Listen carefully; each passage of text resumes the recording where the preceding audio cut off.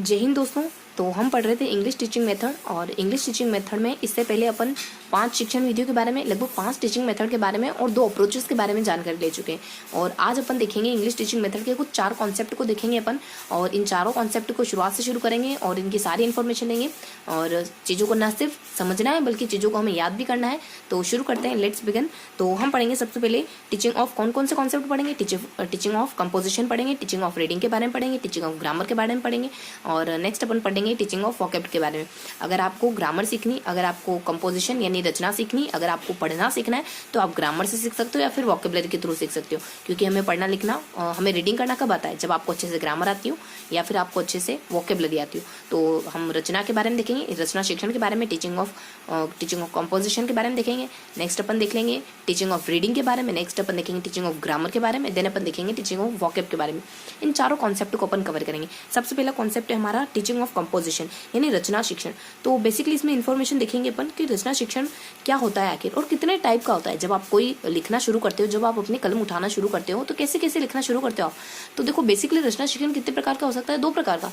या तो आप फ्रीली होकर, फ्री माइंड होकर की कलम उठा के लिखना शुरू कर दोगे, या फिर आप किसी के गाइडेंस में लिखना शुरू करोगे। तो बेसिकली 2 प्रकार का हो सकता है हमारा कंपोजिशन यानी teaching of composition. Basically 2 types का हो सकता है। पहला हो सकता है फ्रीली, जो आप खुद लिखोगे बिना किसी की मदद के, बिना किसी की हेल्प के।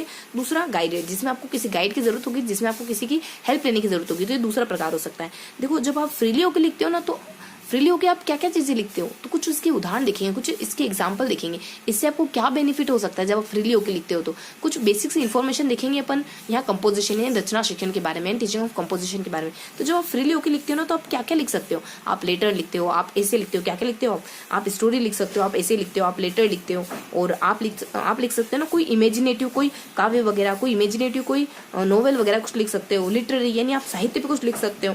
अब्स्ट्रैक्ट यानी अमूर्त चीज़ों पे कुछ लिख सकते हो। उसके बाद एक्सप्लेनेशन यानी कोई ऐसी चीज लिख सकते हो जिसमें बहुत ज्यादा वर्णन किया गया। तो ये कुछ टाइप्स होते हैं, इनके बारे में हम ये कुछ उदाहरण होते हैं यानी कुछ एग्जाम्पल है जिनके बारे में हम फ्रीली, जब हम फ्री होकर लिखते हैं तो इन चीजों के बारे में लिख सकते हैं। नेक्स्ट बताया जाता है कि जब हम इन तरीकों से फ्रीली होकर जब ये सारी चीजें लिखते हैं तो हमें क्या क्या बेनिफिट्स हो सकते हैं। जब हम फ्रीली होकर रचना करते हैं या फ्री माइंडेड होकर हम खुद से अपनी रचनाएं करते हैं, खुद से कुछ लिखते हैं, तो उससे क्या बेनिफिट होता है। उससे आप स्टडी के एक हायर लेवल पे पहुंच जाते हो, एक हायर स्टेज पे पहुंच जाते हो। उससे आप नेक्स्ट क्या होता है, आप में लॉजिक बिल्ड हो जाता है, आप में अच्छी यानी बेहतरीन तरीके से सोचने की क्षमताएं विकसित होती है, आपका माइंड ओपन होता है। जब आपकी कलम चलती है तो आपके दिमाग में विचार कौंधे आते हैं। नेक्स्ट आ जाता है आपके ट्रांसलेशन। यहाँ बताया जाता है कि आप अनुवाद करना बहुत बेहतरीन तरीके से सीख जाते हो। आपको फिर चीज़ें आप गलत नहीं करते हो, आप चीज़ें बहुत अच्छे से लिखने लग जाते हो। धीरे धीरे धीरे धीरे लिखते लिखते आपकी भाषा इतनी परिष्कृत हो जाती है, इतनी शुद्ध हो जाती है कि आप बहुत अच्छी तरीके से अनुवाद कार्य कर लेते हो, बहुत अच्छी तरीके से अनुवाद करते हो। तो ये कुछ बेसिक से इन्फॉर्मेशन थी, 2 प्रकार देख लिए। नेक्स्ट अपन इसकी कुछ परिभाषाएं देख लेते हैं कि रचना शिक्षण से जुड़े हुए जो कुछ विद्वान है वो क्या कहते हैं। देखो रचना शिक्षण से जुड़े 2 व्यक्ति होते हैं, एक होता है हमारा थॉमसन और दूसरे होते हैं हमारे लूरी। ये 2 शख्स होते हैं, किसका बेटा है और कोई लूरी है। लूरी नाम का, मान लो लूरी नाम का शख्स है। 1 सेकंड थोड़ा सा पॉज करेंगे, साउंड हो रहा है, साउंड को थोड़ा सा ओके। हाँ तो अपन शुरू करते हैं। तो यहाँ बताया जाता है अपने, देखो थॉमसन, 2 शख्स होते हैं, थॉमसन होता है और एक लूरी होता है। मान लो सन, किसी के बेटे का नाम है लूरी, तो एक हमारा थॉमसन नामक शख्स होता है कोई, नेक्स्ट हमारा शख्स होता है लूरी। वो क्या कहते हैं इससे जुड़ी हुई बात। एक कहता है हमारा कि ये जो है ना थॉमसन कहता है कि भाषा सीखने में, मेरे मायने में भाषा सीखने में स्किल ही सबसे ज्यादा महत्वपूर्ण है। नॉलेज इतना मायने नहीं रखता जितना कि आपकी सुबोपोली LS8W मायने रखती है। किसी का बेटा आके क्या कहता है कि जो हमारे टीचिंग मेथड है ना, जो हमारे टीचिंग स्किल्स है ना, वो बहुत मायने रखते हैं, LS8W बहुत मायने रखते हैं भाषा सीखने में। ये बात हमारे किसी के बेटे ने कही, थॉमसन ने कही। नेक्स्ट किसी के बेटे का नाम क्या था, लूरी नाम था। तो लूरी आके क्या कहता है कि आपको रचना शिक्षण का कार्य, जब आप स्कूल में पढ़ रहे हो ना, तो रचना शिक्षण का कार्य हमेशा ऊपर रखना चाहिए, यानी बच्चों को हमेशा रचना शिक्षण में इंगेज्ड रखना चाहिए, यानी कैप्टअप रखना चाहिए आपको किसमें, यानी बच्चों को कैप्टअप रखना चाहिए, बच्चों को हमेशा इंगेज्ड रखना चाहिए during the whole school period. तो लूरी भाई साहब कहते हैं कि रचना शिक्षण बच्चों को कराते रहो, स्कूल में रचना शिक्षण का काम हमेशा ऊपर रहना चाहिए, हमेशा आगे रहना चाहिए, यानी हमेशा बच्चों को कराना चाहिए। तो ये था हमारा teaching of composition. Teaching of composition के बारे में क्या देखा, क्विक रिवीजन कर लेते हैं, फटाफट से देख लेते हैं क्या देखा। टीचिंग ऑफ कंपोजिशन मेनली 2 प्रकार का हो सकता है। कौन कौन से, सबसे पहले अपने फ्री हो सकता है, दूसरा हमारा गाइडेड प्रकार का हो सकता है। फ्रीली हम क्या लिख सकते हैं, लेटर लिख सकते हैं, ऐसे लिख सकते हैं, कहानी लिख सकते हैं। नेक्स्ट अपन लिटरेरी पे कुछ और भी कुछ लिख सकते हैं, जिसे हम किस पे लिख सकते हैं, अली पे, जैसे कि ए से अपने कुछ अब्स्ट्रैक्ट चीज़ों के बारे में लिख लिया, एल से अपने कुछ लिटरेचर के बारे में लिख लिया, और उसके बाद कुछ एक्सप्लेनेशन के बारे में लिख दिया, कुछ एक्सप्लेनेशन चीज़ें लिख दी, यानी कुछ बहुत ज़्यादा वर्णन करने वाली चीज़ें लिख दी। आई से अपने अली अली अली के बारे में लिख सकते हैं ना, आई से अपने कुछ इमेजिनेटिव लिख दिया। तो कुछ इस तरीके की चीज़ें अपन लिख सकते हैं रचना शिक्षण में। और इनकी लिखने से हमें क्या क्या फ़ायदा होता है? इनके लिखने से हमें हट फ़ायदा होता है। क्या फ़ायदा होता है? हट। हट मुझे तो कोई फ़ायदा नहीं होता है ना, क्या होता है? हायर, एच से आप हायर लेवल पहुंच जाते हो। आई से बताया जाता है हाँ एच से आप हायर लेवल पहुंच गए। उसके बाद आई से टी आ जाता है ना, तो टी से यहाँ बताया जाता है कि आप में ट्रांसलेशन की पावर बहुत ज़्यादा आती है। तो ये कुछ बेसिक्स इसके फायदे होते हैं। और नेक्स्ट बच्चे में लॉजिक डेवलप हो जाता है, बच्चे में तर्क क्षमता आ जाती है, बच्चे में चिंतन करने की क्षमता आ जाती है। तो ये कुछ इसके बेनिफिट्स होते हैं। और नेक्स्ट अपने देखा कुछ दो व्यक्ति आ जाते हैं, कुछ इसके बारे में कुछ बताते हैं, कुछ जिक्र करते हैं इसके बारे में। क्या जिक्र करते हैं?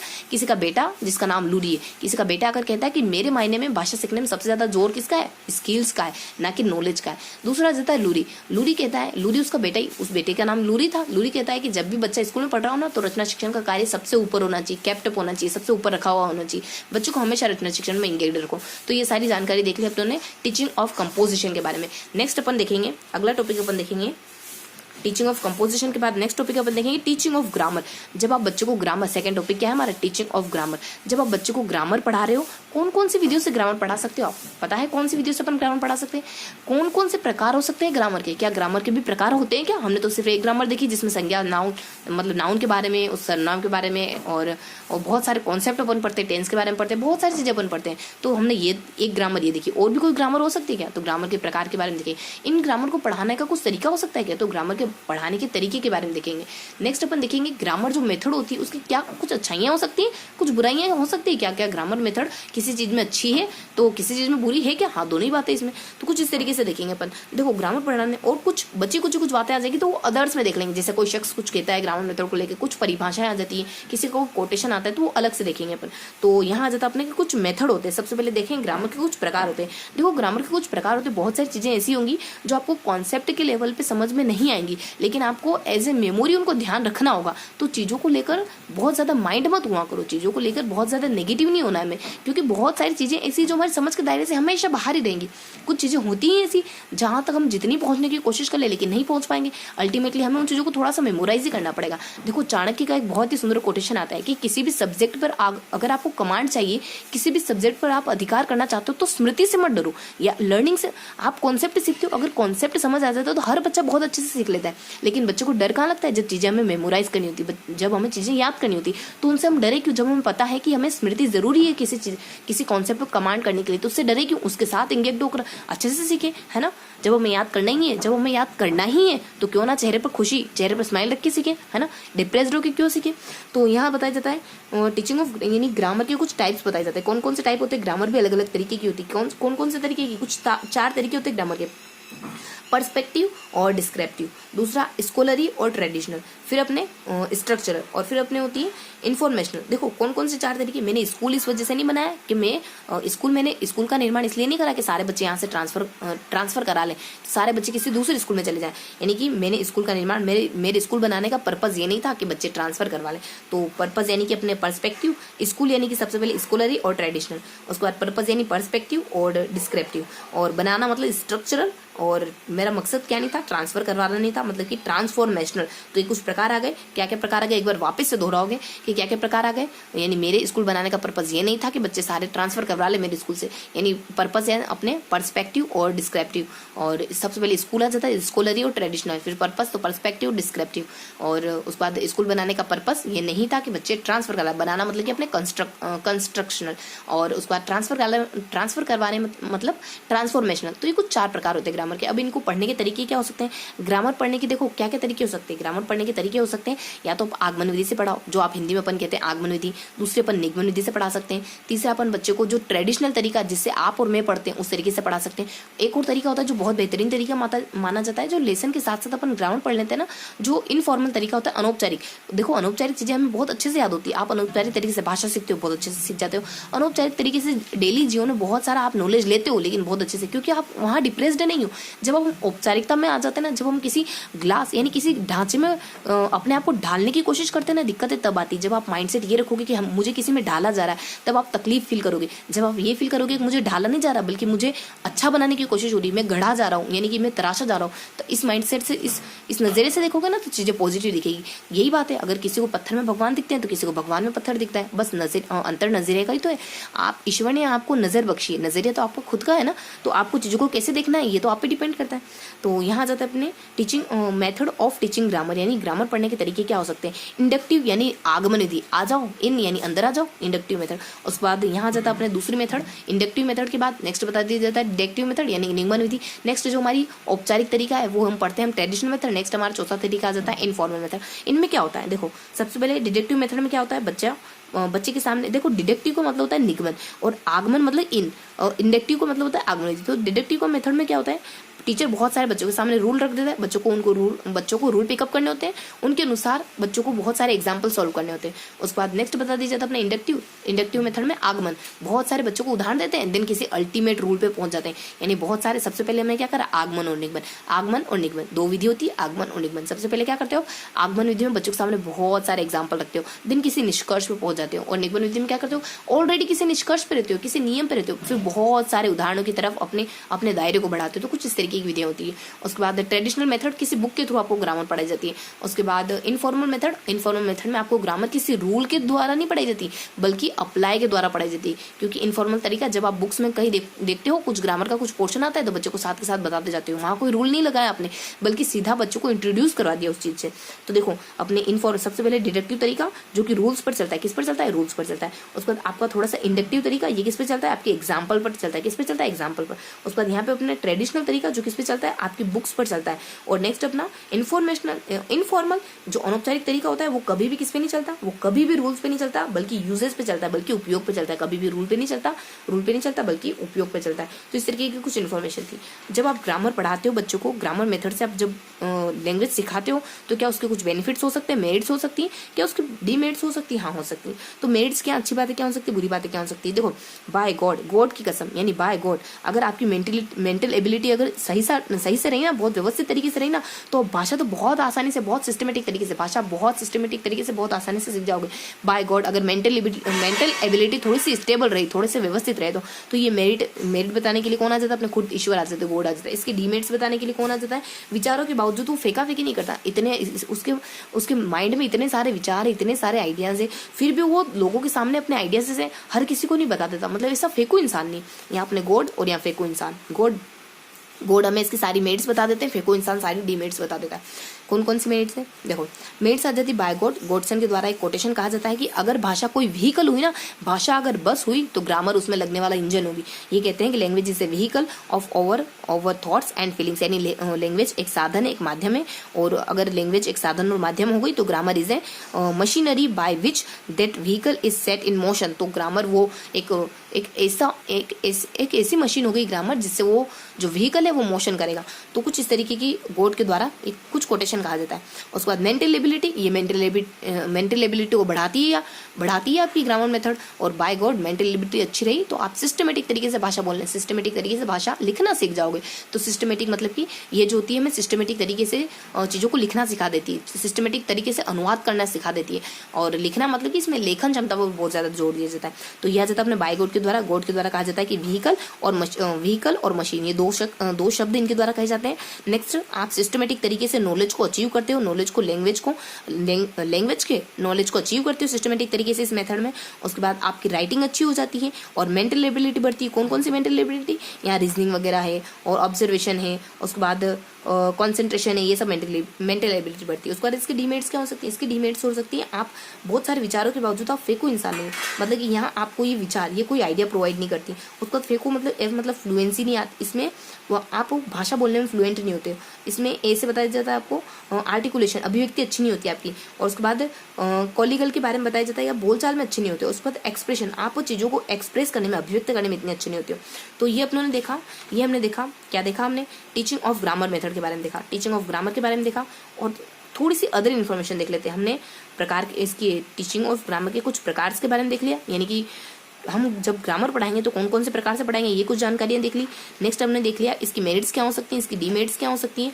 और अब अपन देख लेते हैं कुछ अदर इन्फॉर्मेशन आती है, कुछ कोटेशन आते हैं इससे रिलेटेड कौन कौन से। हाँ, और हमने एक और बात देखी यहाँ पे, ग्रामर के प्रकार क्या क्या हो सकते हैं। तो हमने बेसिकली कितनी इन्फॉर्मेशन देखी इसमें, कुछ ग्रामर के प्रकारों के बारे में देखेंगे, देन अपन देखेंगे ग्रामर के प्रकार देखे, देन अपने देखे ग्रामर को पढ़ाने की, इन प्रकारों को पढ़ाने की कौन कौन सी विधियां हो सकती है, और अगर अपन ग्रामर मेथड से अगर भाषा सीख ही रहे हैं तो उसकी क्या लाभ हो सकते हैं और क्या नुकसान हो सकते हैं। अब अपन देख लेते हैं कुछ अदर जानकारी कुछ कोटेशन आ जाते हैं। कौन कौन से, एक स्वीट सा व्यक्ति, स्वीट सा मैन है, स्वीट सा कौन है, मैन है, स्वीट सा और ये चापमैन, इन दोनों के द्वारा कहा जाता है।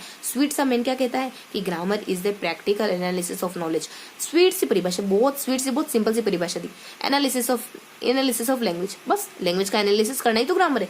चापमैन के द्वारा, मैन के आदमी के द्वारा क्या परिभाषा दी, एक शख्स के द्वारा क्या दी गई, study of language by specialist, यानी किसी विशेषज्ञ से आप भाषा पढ़ोगे, किसी स्पेशलिस्ट पर्सन से आप भाषा पढ़ोगे तो वो आपकी ग्रामर कहलाएगी। अगर भाषा का नॉलेज किसी स्पेशलिस्ट व्यक्ति से लोगे ना, किसी विशेषज्ञ व्यक्ति से लोगे ना, तो वही आपकी ग्रामर कहलाएगी।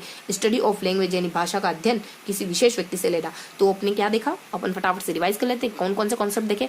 सबसे पहले हमने देखा, क्या देखा, सबसे पहले अपने ग्रामर के प्रकारों के बारे में देखा। ग्रामर के प्रकार कौन कौन से हो सकते हैं। मैंने स्कूल इस वजह से नहीं बनवाया कि सारे बच्चे यहाँ से ट्रांसफर करवा लें, यानी इस पर्पज से नहीं बनवाया। तो पर्सपेक्टिव और डिस्क्रिप्टिव, और उसके बाद स्कूलरी और ट्रेडिशनल, स्ट्रक्चरल बनवाया ताकि बच्चे ट्रांसफर करा लें, ट्रांसफॉर्मेशन। ये कुछ ग्रामर के प्रकार देखे। इन प्रकारों को कैसे पढ़ाओगे, इन प्रकारों को पढ़ाने के कुछ तरीके हो सकते हैं। कौन कौन से, 4 तरीके हो सकते हैं हमारे। एक आगमन विधि हो सकती है, निगमन यानी इंडक्टिव मेथड हो सकती है, डिडक्टिव मेथड हो सकती है, उसके बाद ट्रेडिशनल मेथड हो सकती है, उसके बाद इनफॉर्मल मेथड हो सकती है। उसके बाद अपन इसकी मेरिट्स क्या हो सकती है, इसकी डीमेरिट्स क्या हो सकती है। इसकी अच्छी बातें बताने के लिए हमारे गॉड आ जाते हैं। बाय गॉड, आपकी मेंटल एबिलिटी अच्छी हुई तो आप बहुत सिस्टमेटिक तरीके से भाषा लिखना सीख जाओगे। ये अपने गॉड के द्वारा कहा जाता है कि अगर भाषा एक साधन हुई, एक व्हीकल हुई, तो जो इसके अंदर लगने वाला इंजन होगी वो हमारी ग्रामर बन जाएगी। और कुछ बाय गॉड के द्वारा इस तरीके कोटेशन मेंटल एबिलिटी बढ़ाती है, आपकी लॉजिक को, आपकी ऑब्जर्व करने की, आपकी जो ऑब्जर्व करने की पावर होती है उसको बढ़ाती है, आपकी कंसंट्रेशन की पावर को बढ़ाती है, मेंटल एबिलिटी बढ़ाती है। आप सिस्टमेटिक तरीके से भाषा का ज्ञान ले लेते हो। आपको रिटर्न वर्क यानी आप रिटर्न यानी ट्रांसलेशन जैसे कार्यों में और कुछ राइटिंग वगैरह कुछ लिखने में बहुत बेहतर हो जाते हो। तो ये कुछ इन्फॉर्मेशन बताई जाती है इसमें। और फिर अपने लास्ट में इसमें थोड़ा सा कुछ देख ले, कुछ कोटेशन आ जाते हैं। कौन कौन से कोटेशन आते हैं, देखो पहला कोटेशन आ जाता है, अपने 2 व्यक्ति कोटेशन करते हैं यहाँ पे। एक स्वीट सा आदमी कहता है एनालिसिस ऑफ ग्रामर, यानी ग्रामर का एनालिसिस कर लेंगे, वही तो हमारी लैंग्वेज का एनालिसिस कर देंगे, वही तो ग्रामर बन जाएगी। उसका चापमैन के द्वारा कहा जाता है नहीं ऐसे नहीं होता है। जब आप किसी विशेषज्ञ व्यक्ति से भाषा का नॉलेज लोगे ना, भाषा की स्टडी करोगे, भाषा का अध्ययन करोगे ना, वो कहलाएगी ग्रामर। तो ये हमने देख लिया। सेकंड क्या देखा आपने, टीचिंग ऑफ ग्रामर के बारे में। सबसे फर्स्ट क्या देखा था आपने, सबसे फर्स्ट देखा था टीचिंग ऑफ कंपोजिशन के बारे में, यानी रचना शिक्षण के बारे में। अब देखा हमने देखा अब टीचिंग ऑफ ग्रामर के बारे में। अब अपन नेक्स्ट पोर्शन पढ़ेंगे, टीचिंग ऑफ वोकेबलरी के बारे में पढ़ेंगे। यानी टीचिंग ऑफ वोकेबलरी, जब आप बच्चों को वोकेबलरी से इंट्रोड्यूस करा रहे हो तो आपका मकसद क्या है, आप वोकेबलरी से बच्चों को इंट्रोड्यूस कैसे करवाओगे, वोकेबलरी जब आप पढ़ाओगे तो क्या क्या बातें ध्यान रखोगे, क्या आप पूरा शब्दकोश पढ़ाने बैठ जाओगे बच्चों को, और इनको पढ़ाने की कौन सी विधि हो सकती है, कैसे पढ़ाएं बच्चों को, क्या खुद याद करने का कह दें या फिर कुछ अपनी तरफ से इफर्ट लगाएं, कि हम बच्चों को अपनी तरफ से इफर्ट लगा के पढ़ाना सिखाएं, कैसे कैसे वोकेब याद करवाएं। तो क्या हो सकता है इसका, यानी क्या हल हो सकता है वोकेब का, यानी वोकेब की जो गुत्थी उसको कैसे सुलझाएंगे अब। तो ये कुछ बेसिक से इन्फॉर्मेशन देखेंगे इसके बारे में। नेक्स्ट अपन देख लेंगे कोई कोटेशन, कुछ परिभाषाएं और कुछ अदर जानकारी जो उसको सेपरेटली देखेंगे। जो मेन मुद्दा है उसको देख लेते हैं सबसे पहले। तो यहाँ देख लेते हैं अपन ग्रामर पढ़ाने के भी कुछ वोकेब पढ़ाने के कुछ तरीके हो सकते हैं। आप जो बच्चों को वोकेब पढ़ाओ ना, ऐसा नहीं है कि बच्चों को डिक्शनरी पढ़ने का कह दो, आप भी अपनी तरफ से इफर्ट लगा सकते हो। कौन कौन से देखो, कौन से एसटीसी धर दूं, अगर तुम कहो तो मैं एसटीसी यहीं रोक दूं। अगर ऐसी ही बात है तुम्हें पसंद नहीं है मेरा एसटीसी करना, तुम चाह रही हो मैं बीएड करूं, तो मैं धर दूंगा एसटीसी, तुम्हारे कहने पर एसटीसी धर दूं। ग्रामर वोकेब पढ़ाने के कौन से तरीके हो सकते हैं, ऐसे सिमिलर तरीका हो सकता है, यानी कि जो सेम शब्द हैं, जैसे हम नहीं कहते पर्यायवाची शब्द एक साथ पढ़ा दो बच्चा सीख जाएगा। उसके बाद टी से अपने ट्रांसलेशन, यानी जब आप लेसन पढ़ा रहे हो तो बहुत सारे शब्द आएंगे, वहाँ अनुवाद करते जाओ, वहाँ शब्दों को समझाते जाओ, उससे पढ़ा सकते हो। सी से आप पढ़ा सकते हो कंस्ट्रक्ट, यानी एक और मेथड आ जाती है हमारे कॉन्ट्रास्ट यानी जो विपरीत शब्द होते हैं ना उनको साथ में पढ़ा दो, यानी कि एक अपोजिट दूसरा अपोजिट, तो अपोजिट आप बच्चों को साथ में याद करा सकते हो। उसके बाद धर दूं। डी से अपने डेरिवेशन यानी उन शब्दों की उत्पत्ति कैसे हुई, उन शब्दों की उत्पत्ति के सारे रूल्स नियम, यानी कि इसमें कौन सा नाउन है, कौन सा प्रोनाउन, ये प्रोनाउन है या नाउन है, इसकी उत्पत्ति कैसे हुई, मतलब इससे और इससे दोनों के मेल से बना है, कौन सा उपसर्ग प्रत्यय, जैसे हमारे हिंदी में होते हैं ना, ठीक वैसे ही अंग्रेजी में भी तो कौन से शब्द कैसे कैसे मिलकर बने होते होंगे ना, तो इस तरीके से उसकी पूरी उत्पत्ति बताओ और बच्चों को ग्रामर वोकैब सिखा दो। और उसके बाद अपने आर से मतलब रेफरेंस, कोई जिक्र है, कोई आप कुछ पढ़ा रहे हो बच्चों को तो उस संदर्भ के साथ साथ बच्चों को वोकेबुलरी भी सिखा दो। उसके बाद एक और डी से आ जाता है डायरेक्ट मेथड। जब आप बच्चों को डायरेक्ट मेथड से लैंग्वेज सिखाते हो ना, जब बच्चों को आप डायरेक्टली बोल के लैंग्वेज सिखाते हो ना, तो उस दौरान बहुत सारे शब्द आएंगे तो बच्चा ऑटोमेटिकली सीख जाएगा। उसके बाद यू मतलब यूज, यानी बार बार बच्चों को उपयोग करवा के, बोलने में उपयोग करवाओ, लिखने में उपयोग करवाओ, हर जगह उसका यूज करो। इस तरीके से आप बच्चों को ग्रामर पढ़ा सकते हो। यानी एसटीसी धरदू किस तरीके से पढ़ा सकते हो, देखो फटाफट से रिकेप करो। एसटीसी धरदू मतलब ऐसे आप सिमिलर शब्दों को एक साथ रखें। टी से मतलब कि बच्चों को ट्रांसलेशन के दौरान, उसका सी से मतलब कि कॉन्ट्रास्ट अपोजिट शब्दों को एक साथ दोहरा के कर सकते हो। धरदू मतलब कि डी से डेरिवेशन, उनकी उत्पत्ति कैसे हो इससे बता सकते हो। उसके बाद आर से कोई रेफरेंस, कोई जिक्र आया उस समय पढ़ा सकते हो। उसके बाद वापस से डी से आ जाता है डायरेक्ट मेथड के थ्रू पढ़ा सकते हो। यू से आ जाता है अपने कोई यूज वगैरह, यानी जगह जगह यूज करके पढ़ा सकते हो। तो इतने तरीके होते हैं, इतनी मेथड होती है वोकेबुलरी पढ़ाने की भी। और हमें क्या लगता है कि वोकेबुलरी तो सारा जिम्मा सिर्फ बच्चे का होता है, नहीं, जिम्मा हमेशा स्टूडेंट का होता है। जिम्मा हमेशा एक टीचर का होता है। अगर एक बच्चा फेल होता है तो बच्चा फेल नहीं हुआ, एक टीचर फेल हो जाता है, एक सिस्टम फेल होता है। यहाँ बताया जाता है, ये कुछ तरीके हो गए। उसके बाद जब अपन आप ग्रामर पढ़ाते हो तो आपके जहन में कौन कौन से बिंदु होने चाहिए, कौन कौन सी बातें होनी चाहिए जिसको माइंड करके आपको चलना है, यानी उन बातों को नहीं छोड़ना है। जब आप ग्रामर पढ़ा रहे हो तो ऐसा नहीं बच्चों को सब कुछ पढ़ाने लग जाओ, ऐसा नहीं कि वो सारी चीज़ें पढ़ाने लग जाओ जो कभी वोकेब, ग्रामर नहीं वोकेब, जो कभी वोकेब के लेवल पर आपके काम आनी ही नहीं है। तो ऐसी चीज़ें पढ़ने से कोई मीन्स नहीं निकलता। जब आप वोकेब पढ़ाओ तो ध्यान रखो यूजफुलनेस का सिद्धांत वहाँ काम कर रहा हो। उसके बाद स्ट्रक्चरल वैल्यू, यानी वो जो शब्द हैं कहीं ना कहीं रचना शिक्षण में काम आने चाहिए। आपके ऐसे शब्द होने चाहिए जो आप कुछ लिखो, कुछ अपनी कलम का इस्तेमाल करो तो वो हमेशा काम आने चाहिए। ऐसा नहीं कि बहुत बेकार से शब्द ले लिए। फ्रीक्वेंसी, जो फ्रीक्वेंसी से यूज आते हो। उसके बाद टीचेबिलिटी, कुछ ऐसे थोड़े सिंपल वोकेबुलरी होनी चाहिए जो टीचेबिलिटी हो, जिसमें पढ़ाने की योग्यता हो, मतलब कि उसको अपन आसानी से पढ़ा सकें। बहुत ज़्यादा टफ नहीं होनी चाहिए, बहुत ज़्यादा क्लिष्ट नहीं होनी चाहिए। उसके बाद यूनिवर्सलिटी, यानी जहाँ आप कुछ किसी से इंट्रोड्यूस हो ना, मान लो आप नोवेल पढ़ रहे हो, स्टोरी पढ़ रहे हो, कुछ भी पढ़ रहे हो, तो यूनिवर्सलिटी यानी कि वो वहाँ पे भी दिखे आपको, यहाँ पे भी दिखे, यहाँ पे भी दिखे, हर जगह वो आपको दिखे। इस तरीके की आप वोकेब हो ना तो उसी वोकेब को पढ़ाओ, यानी जो जिसमें यूनिवर्सलिटी का गुण हो, जो जगह जगह आपको दिख जाए उसी को पढ़ाओ। यानी ऐसा नहीं कि जो आपको कहीं नजर ही नहीं आती, बहुत यूनिक सी, बहुत अजीब सी, इसी वोकेब को पढ़कर क्या करोगे आप। उसके बाद यहाँ सिंप्लिसिटी, थोड़ी सी सिंपल हो, बहुत ज़्यादा टफ ना हो, बहुत ज़्यादा क्लिष्ट ना हो। ये बातें एक दूसरे से बहुत कोरिलेट करती है, फिर भी हमें थोड़ा सा सेपरेटली पता होना चाहिए। यानी कि यूएस टफ यूएस को भी टफ लगती है भाई, हमारी वोकेबुलरी याद करना तो सबको टफ लगती है। तो यूएस टफ यू से आपकी यूज का यानी यूजफुलनेस होनी चाहिए। उसके बाद एस से स्ट्रक्चरल वैल्यू होनी चाहिए। उसके बाद टी से अपने टीचेबिलिटी। उसके बाद एफ से फ्रीक्वेंसी और वापस से यूएस, तो यूएस वापस से यूएस मतलब कि यूनिवर्सलिटी। एस से मतलब कि सिंप्लिसिटी। तो ये कुछ गुण होने चाहिए आपके वोकेब में, जब जाके आप तब जाके आपको ग्रामर पढ़ानी चाहिए बच्चे को। तो ये अपने दो इन्फॉर्मेशन देख ली इसकी, यानी ग्रामर पढ़ाने की मेथड कौन कौन सी होती है। ऐसा नहीं कि हमारे मेथड हत्ते लग गई तो हम सब कुछ पढ़ाने लग जाए, नहीं। तो फिर हमें देखना है कि ग्रामर बच्चों को पढ़ाएं तो हम कौन कौन सी बातों को मद्देनजर रखेंगे। उसके बाद कुछ अदर इन्फॉर्मेशन देख लेते हैं। अदर इन्फॉर्मेशन क्या, वही हमारी हमेशा की तरफ एक कोटेशन आ जाता है, कथन आ जाता है, और कुछ थोड़ा सा बता दिया जाता है कि टीचिंग प्रोसीजर की जो पढ़ाने की जो प्रक्रिया होती है वो बेसिकली दो तरीके की होती है। ये हमारा इससे कोरिलेट तो नहीं कर रहा है, ये जो बात है हमारी इस वोकेबुलरी, टीचिंग ऑफ वोकेबुलरी से कोरिलेट तो नहीं करी, लेकिन फिर भी चलो जिक्र आता है तो अपन देख लेते हैं। ब्लूम के द्वारा क्या कहा जाता है कि free from which is not a phrases is a word, यानी कि वोकेब किसको कहते हैं, ब्लूम वोकेब किसको कहते हैं कि which is not a phrase is a word, यानी जो फ्रेज नहीं है, जो पूरा वाक्यांश नहीं है, वो क्या हो गया, एक वर्ड हो गया। जो वाक्यांश नहीं है वो वर्ड हो गया। सिंपल से ब्लूम के द्वारा सिंपल से परिभाषा। ब्लूम महोदय, हमें तो लगा था कि आप बहुत ज्यादा जाने माने शख्स हो, तो बहुत कोई क्लिष्ट से परिभाषा दोगे, आपने तो बहुत सिंपल सी बात कही। आके समझा देता है ना, तो हमें लगता है कि ये तो बहुत आसान हो गया यार। चीजें इतनी आसान होती है ना तो भी हमें हजम नहीं होती। जब हमें कोई बहुत ज्यादा उलझा देता है ना तो हमें लगता है हाँ ये बात इसने कही दम की, जबकि वो बात होती, जब आप चीज़ें आपको क्लियर हो रही है तब वो मायने रखता है ना, तो वो आप उसको लाइटली मत लिया करो। जब आपको माइंड में चीज़ें क्लियर हो रही है तो उसी को आप देखो। मैं जो कहना चाह रही हूँ आई होप आप समझ पा रहे होंगे। ठीक है, अपन आगे कंटिन्यू करते हैं। तो यहाँ ब्लूम आ जाता है। ब्लूम के द्वारा क्या कहा जाता है कि जो फ्रेज होते हैं ना, अगर फ्रेज नहीं बल्कि एक शब्द हमारे वोकेब कहलाता है। फ्रेज नहीं बल्कि एक शब्द हमारा वोकेब कहलाता है। सिंपल सी परिभाषा देखे चले जाते हैं। उसके बाद टीचिंग प्रोसीजर के बारे में बताया जाता है। टीचिंग जो प्रक्रिया होती है बेसिकली दो तरीके की हो सकती है। टीचिंग की जो प्रक्रिया बेसिकली दो तरीके। सबसे पहले बच्चे के सामने जाके आप उसको कुछ प्रेजेंट करोगे, यानी कुछ आप पढ़ा रहे हो, टीचिंग की प्रक्रिया शुरू करी तो आप कुछ बच्चे के सामने जाके प्रेजेंट कर दिया, आपने अपना सारा एफर्ट लगा दिया, बच्चे के सामने कुछ ना कुछ रख दिया।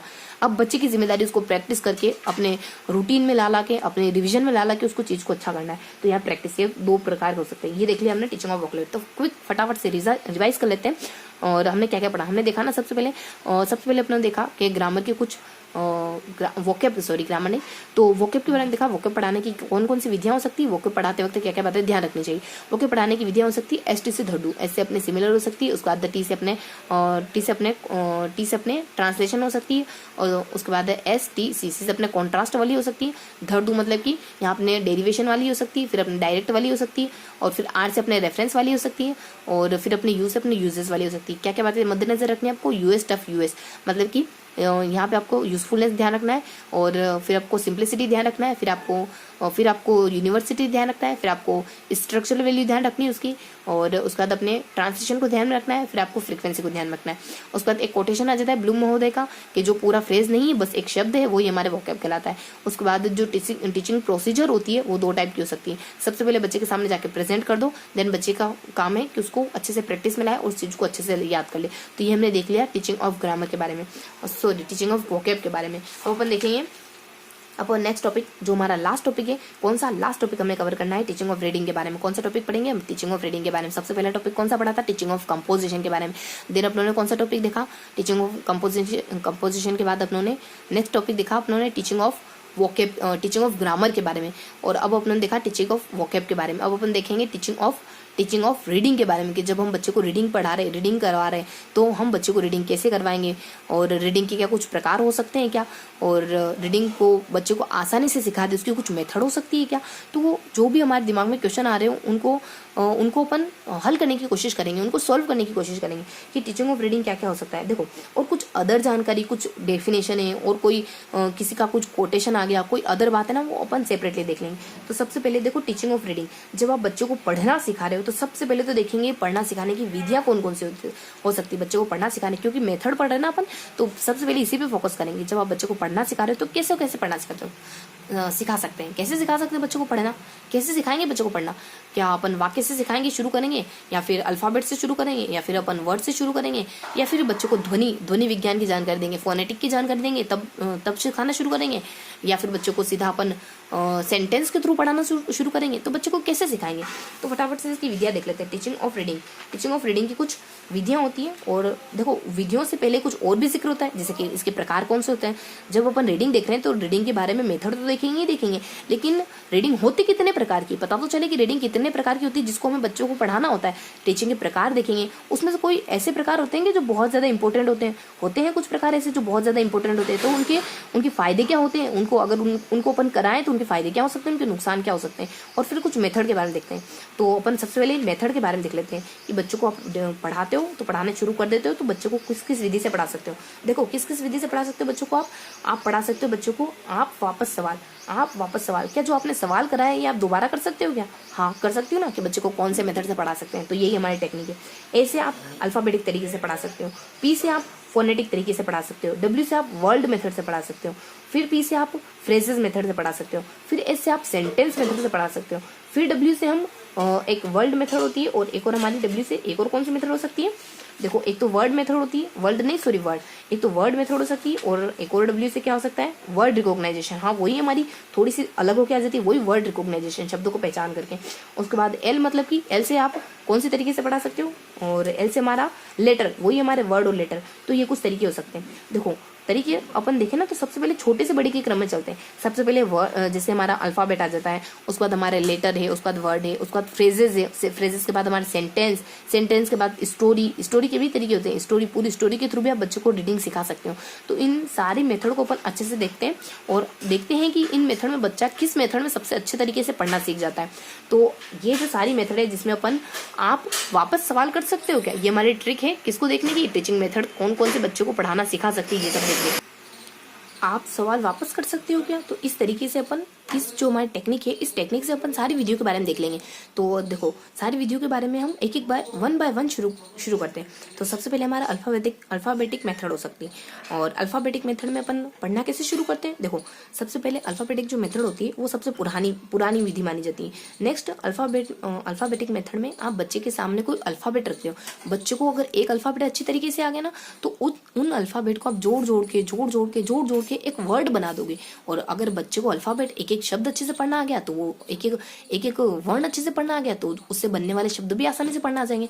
तो ये मेरी कुछ अल्फाबेट मेथड होती है, और अल्फाबेट मेथड बहुत सिंपल सी मेथड होती है। जनरली आप और मैं इसी तरीके से पढ़ना सीखते हैं, यानी एक वर्ण को एक एक अक्षर को अपन पढ़ना सीखते हैं, और फिर एक वर्ण और अक्षर को जो हमने सेपरेटली पढ़ना सीखा है उनको जोड़ के एक शब्द बन जाता है। और जब हमें इसके शब्द के भीतर जो वर्ण लगे हैं उनको पढ़ना आता है तो फिर हमें शब्द भी पढ़ना आ जाता है। तो ये होती है अल्फाबेट मेथड, सबसे पुरानी विधि मानी जाती है पढ़ने की। तो ये कुछ बेसिक इन्फॉर्मेशन थी कि इसमें क्या किया जाता है, इसमें लेटर्स कंबाइंड करे जाते हैं from letters combined to from words, यानी वर्ड्स में कंबाइंड करे जाते हैं। मान लो एक चेयर शब्द है तो सी के बारे में पढ़ा आपने, एच के बारे में, उसके बाद ए के बारे में, आई के बारे में, आर के बारे में, देन आपको चेयर पूरा शब्द पढ़ना आ गया। उसके बाद नेक्स्ट अपन देखेंगे इसकी मेरिट्स क्या हो सकती हैं, यानी इसकी अच्छी बातें क्या हो सकती हैं। देखो इसकी डीमेरिट्स क्या हो सकती हैं। अच्छी बातें तो इसमें देखो, इसकी मेरिट्स तो अपन नहीं देखेंगे, इसकी डीमेरिट्स देखेंगे क्योंकि डीमेरिट्स ज्यादा हाईलाइट होती है इसमें।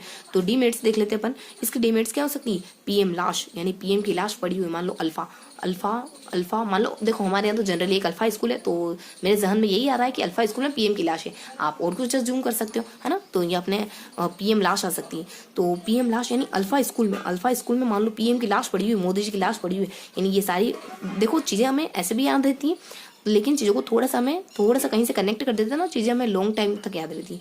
तो पीएम लास्ट मतलब कि इससे क्या हो सकता है। सबसे पहले अल्फाबेटिक मेथड की बात देख लेते हैं।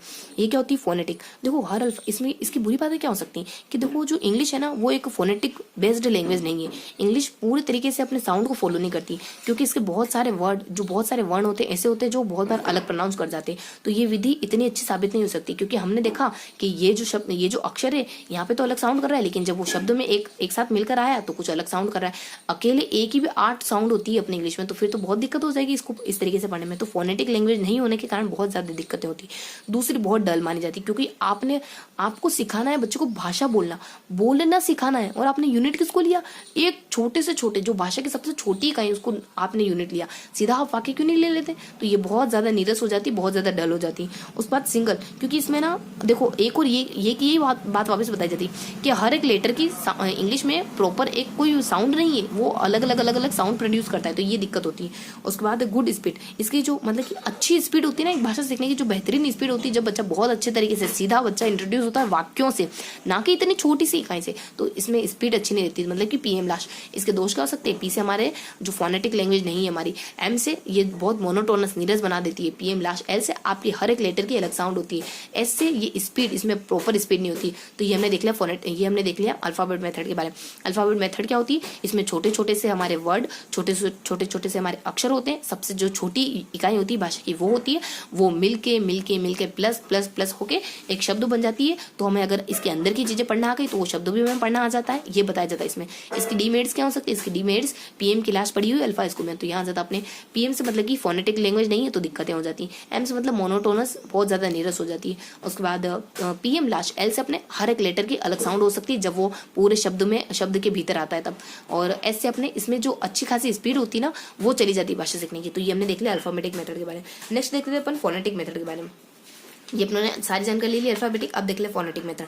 फोनेटिक मेथड क्या होती है, देखो थोड़ा सा मैं जानकारी बताऊँ ना, तो फोनेटिक मेथड भी पूरी साउंड पे बेस्ड होती है। हम पढ़ते हैं ना फोनेटिक साउंड, तो पूरी तरीके से साउंड पे बेस्ड होती है। इसमें क्या किया जाता है, जो एक साथ प्रोनाउंस, जो एक जैसे प्रोनाउंस होते हैं ना, जो एक जैसे बोले जाते हैं ना, उन सारे शब्दों को एक साथ लाके इकट्ठा कर दिया जाता है, और तब जाके आपको पढ़ना सिखाया जाता है। जैसे कि मान लो गो है, और जैसे मान लो गो से कौन सा रिलेट कर रहा है, देखो गो और चलो अपन गो को अभी स्किप करते हैं। यहाँ जाते जैसे कि हेट है, मेट है, रेट है, पेट है, इस तरीके से जो एक जैसे साउंड प्रोड्यूस करने वाले जो शब्द होते हैं ना, उन सबको साथ में लाकर आपको पढ़ना सिखाया जाता है। ताकि क्या होता है कि जो एक जैसे वाले हैं वो आप जल्दी से सीख जाओगे, और इस साउंड को जो एक जैसे प्रोड्यूस करते हैं वो आप जल्दी से सीख जाओगे। यानी कोशिश ये करी जाती है कि इस तरीके से आप जल्दी से जल्दी ज्यादा से ज्यादा शब्द सीखने की, ज्यादा से ज्यादा शब्द सीख लो। लेकिन होता क्या है, इससे बहुत सारे शब्द छूट जाते हैं। तो कुछ इस तरीके की मेथड होती है। फोनेटिक साउंड में जो एक जैसे साउंड करने वाले शब्द होते हैं उनको साथ कंबाइन करा जाता है, यानी कि कॉमन साउंड को एक साथ कंबाइंड करा जाता है। क्या कॉमन साउंड को एक साथ कंबाइन करा जाता है। Sounds are combined to form into form word, यानी साउंड कंबाइंड होकर एक वर्ड बन जाते हैं, एक शब्द बन जाता है साउंड कंबाइंड होकर। उसके बाद नेक्स्ट क्या बता दिया जाता है कि आपको शुरुआती लेवल में ही इसी तरीके से पढ़ाना सिखाया जाता है। अब इसकी डीमेरिट्स क्या हो सकती है, इसकी बुरी बातें क्या हो सकती है। देखो अपन जनरली डीमेरिट्स ही देख रहे हैं, मेरिट्स नहीं देख रहे हैं। तो इसकी बुरी बातें क्या हो सकती हैं, इसकी बुरी बातें ये हो सकती हैं कि वही अपनी, सबसे पहले तो आप हर शब्द नहीं पढ़ा सकते, इससे सबसे बुरी बात तो यही है। उसके बाद लेटर इज यूनिट, इसमें शब्द यूनिट होता है तो इतनी स्पीड फिर स्लो हो जाती है हमारी, क्योंकि अगर हमारा अक्षर यूनिट हुआ तो भी हमारी स्पीड धीरे होगी, अगर हमारा शब्द यूनिट हुआ तो भी धीरे होगी, क्योंकि वो भी तो, हालांकि उससे तो बड़ी इकाई है, शब्द अक्षर से तो बड़ी इकाई है, लेकिन फिर भी वाक्य से तो छोटी इकाई होगी। जब छोटी इकाई आप भाषा सीखने में ले रहे हो, जब छोटी इकाई भाषा सीखने में ले रहे हो, इसका मतलब ये है कि आप उसको थोड़ा सा नीरस बना रहे हो, उसकी स्पीड थोड़ी स्लो कर रहे हो, क्योंकि भाषा इस तरीके से नहीं सीखी जाती। भाषा सीखी जाती है हमारे पूरे वाक्य को एक साथ देख करके, पूरे कन्वर्सेशन को एक साथ समझ करके, क्योंकि भाषा है ही क्या, मीडिएटर, यानी भाषा क्या है, यानी कि medium of express your thoughts. तो अगर आप इतनी छोटी इकाई लोगी तो कैसे व्यक्त करोगे अपने विचारों को। तो ये कुछ इसकी कमियां होती है। क्या कमी होती है इसकी, यानी कि हर शब्द को इसमें पढ़ाया नहीं जा सकता। उसके बाद लेटर इसकी इकाई होती है, शब्द इसकी इकाई होती है, जो कि भाषा की स्पीड को स्लो कर देती है, और वही यानी वेरियस वर्ड्स, यानी बहुत बार जो इसका जो फोनेटिक साउंड होता है वो अलग अलग प्रकार का भी हो सकता है। फोनेटिक साउंड में क्या होता है कि जो हर एक शब्द होता है ना, बहुत बार अपनी जो प्रॉपर साउंड होती है उसको ना दे करके बहुत बार अलग अलग साउंड भी प्रोड्यूस करता है। तो आपको दिक्कतें होती है, फोनेटिक साउंड नहीं, फोनेटिक लैंग्वेज नहीं है इंग्लिश, तो इसके कारण इसमें भी दिक्कतें होती है। तो यहाँ देख लिया हमने देखा फोनेटिक मेथड के बारे में। फोनेटिक मेथड के बारे में हमने क्या जानकारी ली, फोनेटिक मेथड के बारे में आपने जानकारी ली कि फोनेटिक मेथड कॉमन साउंड को एक साथ रख करके जब बच्चे को भाषा को पढ़ना सिखाया जाता है, रीडिंग सिखाई जाती है, वही हमारी फोनेटिक मेथड कही जाती है। कॉमन साउंड को एक साथ रखा जाता है। नेक्स्ट इसकी बुरी बातें क्या हो सकती है, इसकी नेक्स्ट अपन यही देखते हैं, इसकी बुरी बातें क्या हो सकती है।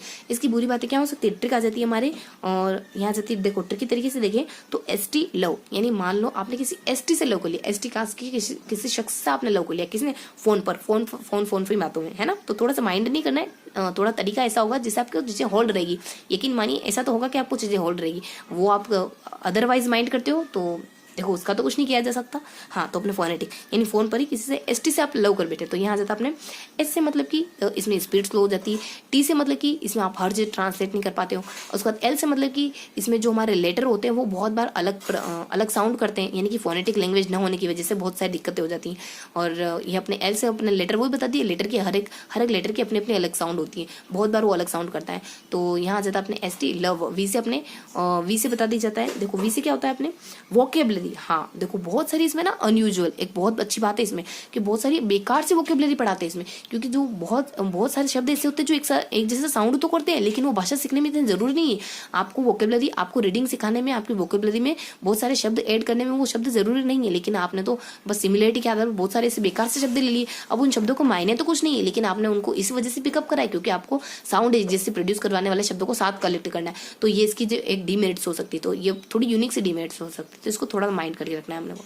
तो ये अपने दूसरा तरीका देख लिया, कौन सा, ये दूसरा तरीका देखा अपनों फोनेटिक मेथड। इससे पहले कौन सा देखा था, अल्फाबेटिक मेथड। अल्फाबेटिक मेथड जो बहुत ये भी कुछ इसी तरीके की होती है, इसमें आप शब्दों के थ्रू पढ़ाना सिखाते हो, वर्ड के थ्रू, शब्दों के थ्रू नहीं, इसमें आप अक्षरों के थ्रू पढ़ाना सिखाते हो। उसके बाद फोनेटिक्स में आप शब्दों के थ्रू पढ़ाना सिखाते हो। उसके बाद अपन नेक्स्ट देखेंगे, नेक्स्ट अपन तीसरी विधि देखेंगे अब वर्ड। अब अपन आ गए शब्दों पे आ गए, यानी द वर्ड मेथड या फिर लुक एंड से मेथड, यानी शब्दों को देखो और सीधा पढ़ लो, शब्दों को देखो और सीधा पढ़ लो। आप उसके भीतर छुपे हुए एक जो भीतर छुपे हुए ना, जो इसके भीतर अक्षर छुपे हुए ना, उन अक्षरों पर आप निगाह मत डालो, आप सीधे शब्दों को देखो, शब्दों को पढ़ लो। तो कौन कौन से तरीके हो सकते, क्या क्या देखेंगे अपन, देखो वर्ड मेथड पढ़ेंगे। और वर्ड मेथड देखो बार बार वर्ड निकल रहा है, वर्ड में है।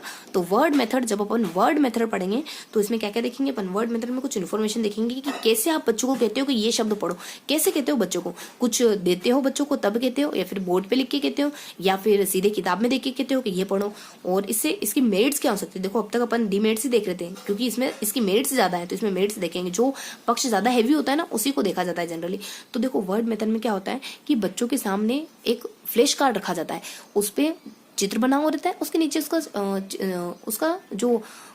उसको जो रिप्रेजेंट करने वाला शब्द होता है ना वो लिख दिया जाता है।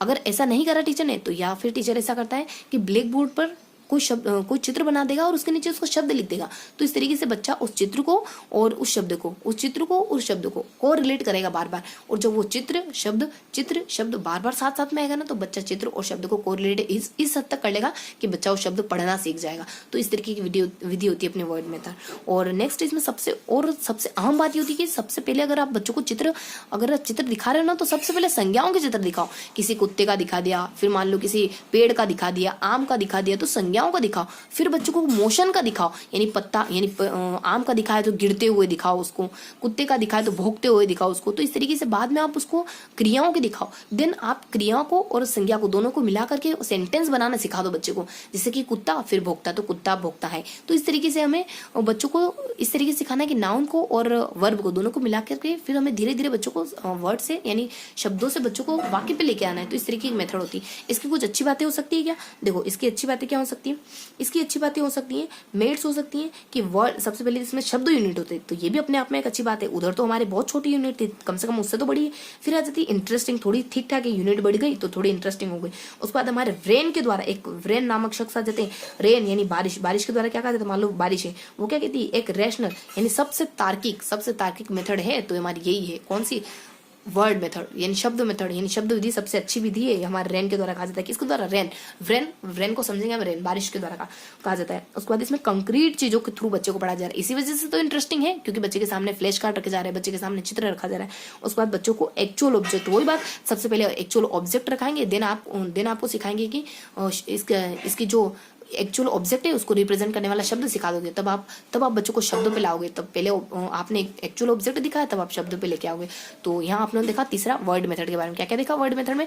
वर्ड मेथड होती क्या है, इसकी मेरिट्स क्या हो सकती है। तो मेरिट्स के लिए हमारी ट्रिक क्या थी? देखो, ट्रिक थोड़ा सा ट्रिकी तरीके से देखें अपन, तो इसकी होती है वीक यानी कि वर्ड मेथड से, अरे यार शब्दों से क्या पढ़ाना, शब्द मेथड भी थोड़ी वीक है, इतनी अच्छी नहीं। आप तो सेंटेंस पे आओ ना सीधे, क्या आप करे जा रहे हो? तो शब्द मेथड भी थोड़ी वीक है। तो हमें वीक से हमें क्या, अभी तो याद रहेंगी चीजें, अभी आपको मेरिट्स अच्छे से ध्यान रहेंगी, लेकिन 2-5 दिन के बाद आप मेरिट्स थोड़ी सी भूलना शुरू कर दोगे। तो ये जो ट्रिक होती है ना, ये डूबते को तिनके का सहारा होती है, इससे आपको चीजें होल्ड रहेगी लंबे समय तक। तो क्या आ जाती है, जो हमारी तीसरे अपन देख रहे हैं अपन वर्ड मेथड, जो शब्द मेथड होती है, इसमें क्या होता है, आप बच्चों के सामने फ्लैश कार्ड रखते हो, उनके नीचे शब्द रख देते हो, बच्चों को सिखा देते हो। बच्चों के सामने ब्लैक बोर्ड पे चित्र बना देते हो, उसके सामने शब्द, उसके नीचे उसका जो शब्द होता है वो लिख देते हो, और बच्चों को आप पढ़ना सिखा देते हो।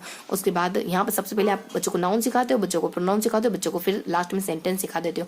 और इसकी मेरिट्स क्या हो सकती है? इसकी मेरिट्स हो सकती है वीक, यानी VIC ये हो सकती है। वी यानी इसमें वर्ड जो होती है इसके जो शब्द होते हैं वो इसकी इकाई मानी जा सकती है। आई मतलब थोड़ी इंटरेस्टिंग मानी जाती है। सी मतलब कि ये जो कंक्रीट चीजें होती है उसको बच्चों को पहले दिखाती है, उसके बाद बच्चों को सिंबल से, उसके बाद बच्चों को शब्द से अवगत कराती है। उसके बाद W से एक और थे अपने रेन भाई साहब, बारिश भाई साहब, उनके द्वारा क्या कहा जाता है? रेन के द्वारा ये कहा जाता है कि सबसे रेशनल तरीका को बच्चे को अगर पढ़ाने का कोई है तो वो शब्द मेथड के अलावा और कोई नहीं हो सकता। यानी रेन के द्वारा कहा जाता है कि शब्द मेथड ही हमारी सबसे रेशनल मेथड मानी जाती है, सबसे तर्क संगत मेथड मानी जाती है। तो ये हमने देखा वर्ड मेथड के बारे में। अब अपन देखेंगे, देखो हाँ, इसकी कुछ बुरी बात भी हो सकती है। बुरी बात क्या हो सकती है? यही कि सबसे जो all words can't represent by, हाँ बिल्कुल, कि शब्दों हम पिक्चर के थ्रू हर शब्द नहीं सिखा सकते बच्चों को। लव कैसे सिखाओगे? हेट कैसे सिखाओगे? एहसास, ये सारे जो फीलिंग है, इमोशन है, आपके जो एहसास है, ये कैसे बताओगे बच्चों को? बहुत मुश्किल हो जाएगा। हर शब्द इसमें नहीं सिखा सकते। उसके बाद आप में ना ये कौन सी बुरी आदत डालती है, यानी आप शब्द में ही उलझे हुए रह जाते हो। तो शब्द को पढ़ने की बुरी आदत डालती है। आपको जाना है वाक्य तक, आपको जाना है पूरी स्टोरी तक, आपको जाना है भाषा के इस अपार सागर तक, आप शब्द में उलझे हुए। तो इस तरीके की इसकी बुरी बातें होती है। इसकी बुरी बातें ये हो सकती है कि इसमें सारे शब्द तो कभी कवर हो ही नहीं सकते, बुरी बातें हो सकती हैं। इसकी और बुरी बातें हो सकती हैं कि ये आपको सिर्फ और सिर्फ शब्दों के जाल में उलझा के रख देती। कभी आप फिर आपको बहुत वक्त लग जाता है स्टोरी तक पहुंचने में, बहुत वक्त लग जाता है आपको सेंटेंस तक पहुंचने में। उसके बाद अगली मेथड कौन सी? Phrase method. चलो ये थोड़ी ठीक है, क्योंकि ये हमारे शब्दों से बड़ी मेथड होगी। इसमें फ्रेज का मीन्स क्या होता है? वाक्यांश, यानी कि वाक्य का एक अंश, शब्दों से बना हुआ एक ग्रुप जो वाक्य का एक अंश है, कम से कम वाक्य तक तो पहुंचे अपन। तो वाक्यांश मेथड क्या होती है? वाक्यांश मेथड क्या होती है? बस इतनी सी इन्फॉर्मेशन देखेंगे इसके बारे में, और कुछ नहीं देखेंगे। क्या इसकी डीमेरिट्स, यानी इसमें भी कुछ बुरी बातें ज्यादा होती होंगी, इस वजह से डीमेरिट्स। उसके बाद क्या होती है ये देखेंगे। तो इसमें क्या होता है कि फ्रेज इसकी यूनिट होती है, और ये जो इस तरीके के जो विद्वान होते हैं ना, जो फ्रेजेस मेथड को फॉलो करने के बारे में कहते हैं, वो कहते हैं कि कम से कम फ्रेज मेथड हमारी वर्ड मेथड से तो बेहतर है। तो ये कहते हैं कि ये अपनी इंटरेस्टिंग है, रादर किसके? वर्ड मेथड से, तो अपनी वर्ड शब्द मेथड से तो हमारे कम से कम फ्रेज मेथड थोड़ी अच्छी है, थोड़ी इंटरेस्टिंग है। तो ये कुछ इस तरीके की बात कहते हैं, और इनका मानना है कि कि हमें फ्रेज मेथड से ही पढ़ना चाहिए। फ्रेज मेथड हमारी शब्द से अच्छी, इस वजह से फ्रेज मेथड के थ्रू बच्चों को पढ़ाना चाहिए। उसके बाद फ्रेज मेथड में होता क्या है, बच्चों को फ्रेजेस के थ्रू रीडिंग सिखाई जाती है। उसके बाद इसकी डीमेड्स क्या है, तो इसकी डीमेड्स क्या जाती है, इसकी डीमेड्स की ट्रिक है हमारी आईटी यानी फ्रेज यानी मान लो प्रेज यानी क्या होता है, तारीफ करना। आईटी यानी कि आईटी यानी आई, अपनी तारीफ खुद किया करो। अपनी फ्रेज मतलब कि फ्रेजेस यानी फ्रेज करना, लगभग तारीफ जैसा एक इंग्लिश में एक मीनिंग आती है ना अपनी। प्रेज यानी तारीफ होता है ना, तो तारीफ से ध्यान रखोगे। आईटी यानी अपनी, आई यानी अपनी तारीफ। दिन में कभी ना कभी एक बार अपनी तारीफ खुद कर लेनी चाहिए, यानी दिन में एक बार अगर आप अपनी तारीफ कर लेते हो तो इसमें कोई बुरी बात नहीं। देखो साइकोलॉजिस्ट कहते हैं कि अपने आप को पुरस्कृत करना और अपने आप को सजा देना, ये दोनों ही काम अगर एक व्यक्ति करता है ना, तो वो सबसे ज्यादा समायोजित, सबसे ज्यादा एडजस्ट करने वाला शख्स बन जाता है। क्योंकि अपने आप को जब कुछ बुरा करो तो अपने आप को कोसो, अपने आप को थोड़ी सजा भी दो, थोड़ा पनिश भी करो। क्योंकि जिंदगी में सारी चीजें अपने अकॉर्डिंग होती ना, तब मजा नहीं आता है जिंदगी जीने का। मजा तब आता है जब हम कुछ गलत करते हैं और अपने आप को पनिश करते हो, नेक्स्ट मॉर्निंग कुछ अच्छा करते हैं। पनिशमेंट के डर से नहीं, हम अपने आप को अच्छे से रेगुलेट करके रखेंगे। अपने आप को ऐसा इतना भी ज्यादा फ्री नहीं छोड़ देना है कि जो चाहे अपन करने लग जाए। तो यहाँ ज्यादा अपने फ्रेज मेथड के बारे में यानी आईटी यानी फ्रेज, अपने आप की तारीफ क्या करो। तो आई मतलब कि ये जो होती है ना अनइंटरेस्टिंग, इंटरेस्टिंग, इसमें लेक ऑफ इंटरेस्ट पाया जाता है। आई मतलब लेक ऑफ इंटरेस्ट पाया जाता है। क्यों? क्योंकि इतनी इंटरेस्टिंग है नहीं, क्योंकि हम वाक्य तक पहुंचे ही नहीं अभी तक। हमें और लालच है, हम शब्द से वाक्यांश तक पहुंच गए, लेकिन हमें तो पूरा वाक्य तक पहुंचना है। इतनी इंटरेस्टिंग नहीं है। टी मतलब कि इसमें ट्रांसलेशन की दिक्कत नहीं। टी मतलब कि इसमें टाइम आ जाता है, मतलब कि ये टाइम बहुत ज्यादा लगा देती है। बहुत ज्यादा तो नहीं लगाती, फिर भी टाइम लगा देती है, क्योंकि आप अभी तक वाक्य पर नहीं पहुंचे हो तो टाइम लगा देती है विधि। बस याद जाता है क्या, फ्रेज मेथड आ जाती है। फ्रेज में आप वाक्यांशों के थ्रू पढ़ते हो। आई आ जाता है। आई मतलब कि आप अनइंटरेस्टेड फील करते हो इसको पढ़ने में। उसके बाद टी मतलब कि ये टाइम बहुत ज्यादा कंज्यूम करती है। और उसके बाद नेक्स्ट मेथड देखेंगे अपन सेंटेंस मेथड। अब आ गए अपन सेंटेंस मेथड तक, जिसके बारे में अपन अब तक जिक्र कर रहे थे। तो ये मेथड तो फिर बहुत अच्छी होनी चाहिए, लेकिन फिर कमियां तो इसमें भी है, यानी कमियां तो हर जगह पाई जाएगी। काबुल में क्या गधे नहीं होते क्या? काबुल में भी गधे होते हैं। तो यहाँ जाता अपने सेंटेंस मेथड में बताते थे अपन। सेंटेंस मेथड क्या होती है बेसिकली, जब आप भाषा को बहुत भाषा के भीतर उतरकर पढ़ना शुरू करने लग जाते हो, क्योंकि सेंटेंस ही भाषा की बहुत बेहतरीन इकाई है अर्थ की दृष्टि से। तो सेंटेंस ही इसकी बहुत अच्छी इकाई मानी जाती है। तो सेंटेंस मेथड में क्या होता है, बच्चों के सामने एक फ्लैश कार्ड, देखो फ्लैश कार्ड पे आप बच्चों के सामने शब्द भी रख सकते हो, वाक्यांश भी रख सकते हो और सेंटेंस भी रख सकते हो। तो सेंटेंस मेथड में क्या होता है कि आपको एक फ्लैश कार्ड दिया जाता है, जिसपे एक चित्र बना हुआ रहता है, जो पूरे, जैसे मान लो राम स्कूल जाता है तो राम को स्कूल जाते हुए दिखाया जाता है। स्कूल बना दिया जाता है, फिर पाथ बना दिया जाता है, फिर राम बना दिया जाता है। इस तरीके का पूरा चित्र होता है, नीचे लिखा होता है राम स्कूल जाता है, देन बच्चों को दे दिया जाता है। अगर ऐसा नहीं हुआ तो टीचर ये वाक्य बोलेगा और बच्चों को कहेगा आप बोलो। वाक्य इस तरीके से भी बुलवाए जा सकते हैं। या फिर टीचर ब्लैक बोर्ड पे ऐसा ही कुछ चित्र बना देगा और उसके नीचे यही वाक्य लिख देगा, राम स्कूल जाता है, इस तरीके से। तो इन 3 तरीकों से आप वाक्य डीमेड्स या फिर मेड्स क्या हो सकती है देखो। तो इसमें और जानकारी, कुछ अदर जानकारी ये होती है, इसकी मेड्स और डीमेड्स तो कुछ देखी नहीं हमने। देखो इसकी डीमेड्स और मेड्स कुछ नहीं देखेंगे, ना तो मेड्स देखेंगे ना डीमेड्स देखेंगे, क्योंकि ये जो इन्फॉर्मेशन है अपने आप में इनफ इन्फॉर्मेशन है। इसकी डीमेड्स कुछ हो नहीं सकती, क्योंकि ये बहुत ज्यादा क्लोज है, यानी प्रत्यक्ष विधि के बहुत ज्यादा क्लोज है। तो इसकी डीमेड्स जनरली कुछ देखी नहीं जा सकती। उसके बाद इसकी मेड्स क्या हो सकती है, मेड्स भी बहुत ज्यादा इजी गोइंग अपन समझ सकते हैं कि बच्चा इसमें भाषा आसानी से सीख जाता है। ये बच्चे को थोड़ा प्रैक्टिकल होकर भाषा सिखाती है। इसमें सेंटेंस आधार माना जा सकता है। तो इसकी मेड्स और डीमेड्स क्यों नहीं देखना है, देखो कुछ नहीं देखी जाती, इसका मतलब उसका कोई रीजन होता है। जनरली कहीं पे अगर वो नहीं गिवन होती, हर चीज का, यानी बिना कारण के कोई चीज घटित नहीं होती, हर चीज का कोई रीजन होता है ना। ये एक लॉ है। चलो अपन शुरू आगे कंटिन्यू करते हैं ना, तो हमें मुद्दे से ज्यादा भटकना नहीं है। तो यहाँ ज्यादा अपने सेंटेंस मेथड के बारे में क्या होता है, सेंटेंस में आप बच्चों को सेंटेंसेस का बेस माना जाता है। फ्लैश कार्ड दिया जाता है बच्चों के सामने, फ्लैश कार्ड पे वो सेंटेंस लिखा जाता है, देन हो जाता है कि टीचर बोलता है बहुत बार वो सेंटेंस और बच्चों को बुलवाता है। देन हो जाता है या तो पिक्चर आर रिमूव्ड। हाँ, और एक और बात होती है, बच्चों को क्या किया जाता है, जब ब्लैक बोर्ड पे आपने इस तरीके का कुछ चित्र बना दिया ना, तो फिर आप लास्ट में करते हो उस चित्र को रफ कर देते हो। देन बच्चों को सेंटेंस को लिखने का कहते हो, मतलब बच्चों की मेमोरी को चेक करते हो, क्या आपने जो चित्र बनाया था वो बच्चों को अब तक याद है कि इस चित्र से कौन सा वाक्य बन रहा था। तो बच्चा चित्र तो मिटा दिया, तो बच्चे के दिमाग में जो वो चित्र की पूरी इमेजिनेशन चली गई ना, अब उसके थ्रू बच्चे को पूरा वाक्य लिखना है कि राम स्कूल जाता है, इस तरीके का वाक्य। तो ये थी अपने सेंटेंस मेथड। तो ओवरऑल सेंटेंस मेथड के बारे में हमने क्या देखा, 4th मेथड है अपनी सेंटेंस मेथड। इसमें हमने ओवरऑल जानकारी ली कि सेंटेंस मेथड में फ्लैश कार्ड के थ्रू बच्चों को सेंटेंस सिखाया जाता है। सेंटेंस मेथड में टीचर के बोलने के थ्रू सेंटेंस सेंटेंस सिखाए जाते हैं, भाषा सिखाई जाती है, या फिर ब्लैक बोर्ड पर चित्र बना के भाषा सिखाई जाती है, फिर बाद में रफ कर देते हैं, बच्चों को पूरा सेंटेंस खुद लिखने को आ जाता है। तो कुछ ये जानकारी होती है। और थोड़ी सी इसमें ना कुछ इसकी कुछ अच्छी बातें हो सकती है, इसकी कुछ मेरिट्स हो सकती हैं। तो इसकी मेरिट्स क्या हो सकती हैं? सबसे पहली मेरिट्स हो सकती है एस से। देखो इसकी मेरिट्स क्या हो सकती है? एच, चुपचाप होमवर्क कर लो, बातें मत करो, होमवर्क कर लो। तो सेंटेंस यहाँ जाता है, आप कुछ बातें बोलने के लिए मना करते हो, कुछ एक वाक्य भी मत बोलो, चुपचाप होमवर्क कर लो, होमवर्क कर लो। तो यहाँ जाता है उसके बाद होमवर्क। एच से हो सकता है कि इसमें ना सेंटेंस को बेस्ट माना जाता है। उसके बाद एच में होता है कि ये बहुत अच्छी हैबिट डेवलप करती है आप में पढ़ने को, चीज़ों को व्यवस्थित तरीके से। देखो इनके थोड़ा सा इसके बारे में देख लेना अपन, थोड़ी सी इसकी मेरिट्स के बारे में देख लेना। तो इसमें ये सबसे पहले अपने एच आ जाता है, मतलब आप में अच्छी हैबिट डेवलप करती है। ये आपको ना सीधा वाक्य पढ़े, आपकी आंखों को आदत डालती है वो सीधा वाक्य को पढ़े, ना कि वो पहले शब्द पढ़े फिर उसमें से अक्षर ढूंढे। मतलब सबसे पहले अक्षर, अक्षर के बाद फिर शब्द, शब्द के बाद फिर फ्रेज, फिर उसके बाद वाक्य। नहीं, ऐसा नहीं करेंगे अपन। सीधा आपकी निगाह सीधी किस पे पड़े? वाक्यों पे पड़े, ये इसमें कोशिश करी जाती है। तो ये इसकी अच्छी बात होती है, आपकी हैबिट डेवलप करती है कि आपकी निगाह सीधे वाक्य पे पड़े। उसके बाद एच से बताया जाता है कि ये आपके सेल्फ कॉन्फिडेंस को बढ़ाती है। जब आप इतने बड़े बड़े वाक्य पढ़ने लग जाते, बोलने लग जाते, तो सेल्फ कॉन्फिडेंस बढ़ता है, प्लस आपकी स्किल डेवलप होती है। वही कौन सी स्किल? वही सुबोपली, LSRW, ये जो चारों हमारी भाषा की स्किल है वो इस मेथड में बहुत अच्छे से डेवलप हो जाती है। आप पूरे वाक्य सुन रहे हो, आप पूरे वाक्य को पढ़ रहे हो, आप पूरे वाक्य को लिख रहे हो, तो LSRW तो विकसित हो ही रही, यानी स्किल को बढ़ाने में आपकी हेल्प करती है। और बात की जो आप यानी foundation of all the attitude and skills for good reading. हाँ बिल्कुल, यानी आपकी जो पढ़ने की जो क्षमता होती है ना, उस स्किल का आधार होती है, क्योंकि अपन इतने बड़े वाक्य को अगर पढ़ना सीख रहे हैं, बार बार इतने बड़े वाक्य से इंट्रोड्यूस हो रहे हैं, तो आपकी जो पढ़ने की हैबिट है वो तो डेवलप होगी, सारी अच्छी हैबिट डेवलप होगी। तो ये कुछ इसकी मेरिट्स होती है। क्या मेरिट हो सकती है? और उसके बाद HW से क्या हो सकती है? हेल्प करती है आपकी, किसमें हेल्प करती है? मीनिंग को समझने में, पूरे वाक्य के मीनिंग को समझने में हेल्प करती है। उसके बाद W से मतलब कि W से क्या आ जाता है अपने? W से वर्ड, ये आपको रोकती है, किसको? यानी शब्दों को पढ़ने से रोकती है। तो ये कुछ इसकी मेरिट्स हो सकती है। तो अपनों ने पांचवी मेथड देख ली अपनों ने।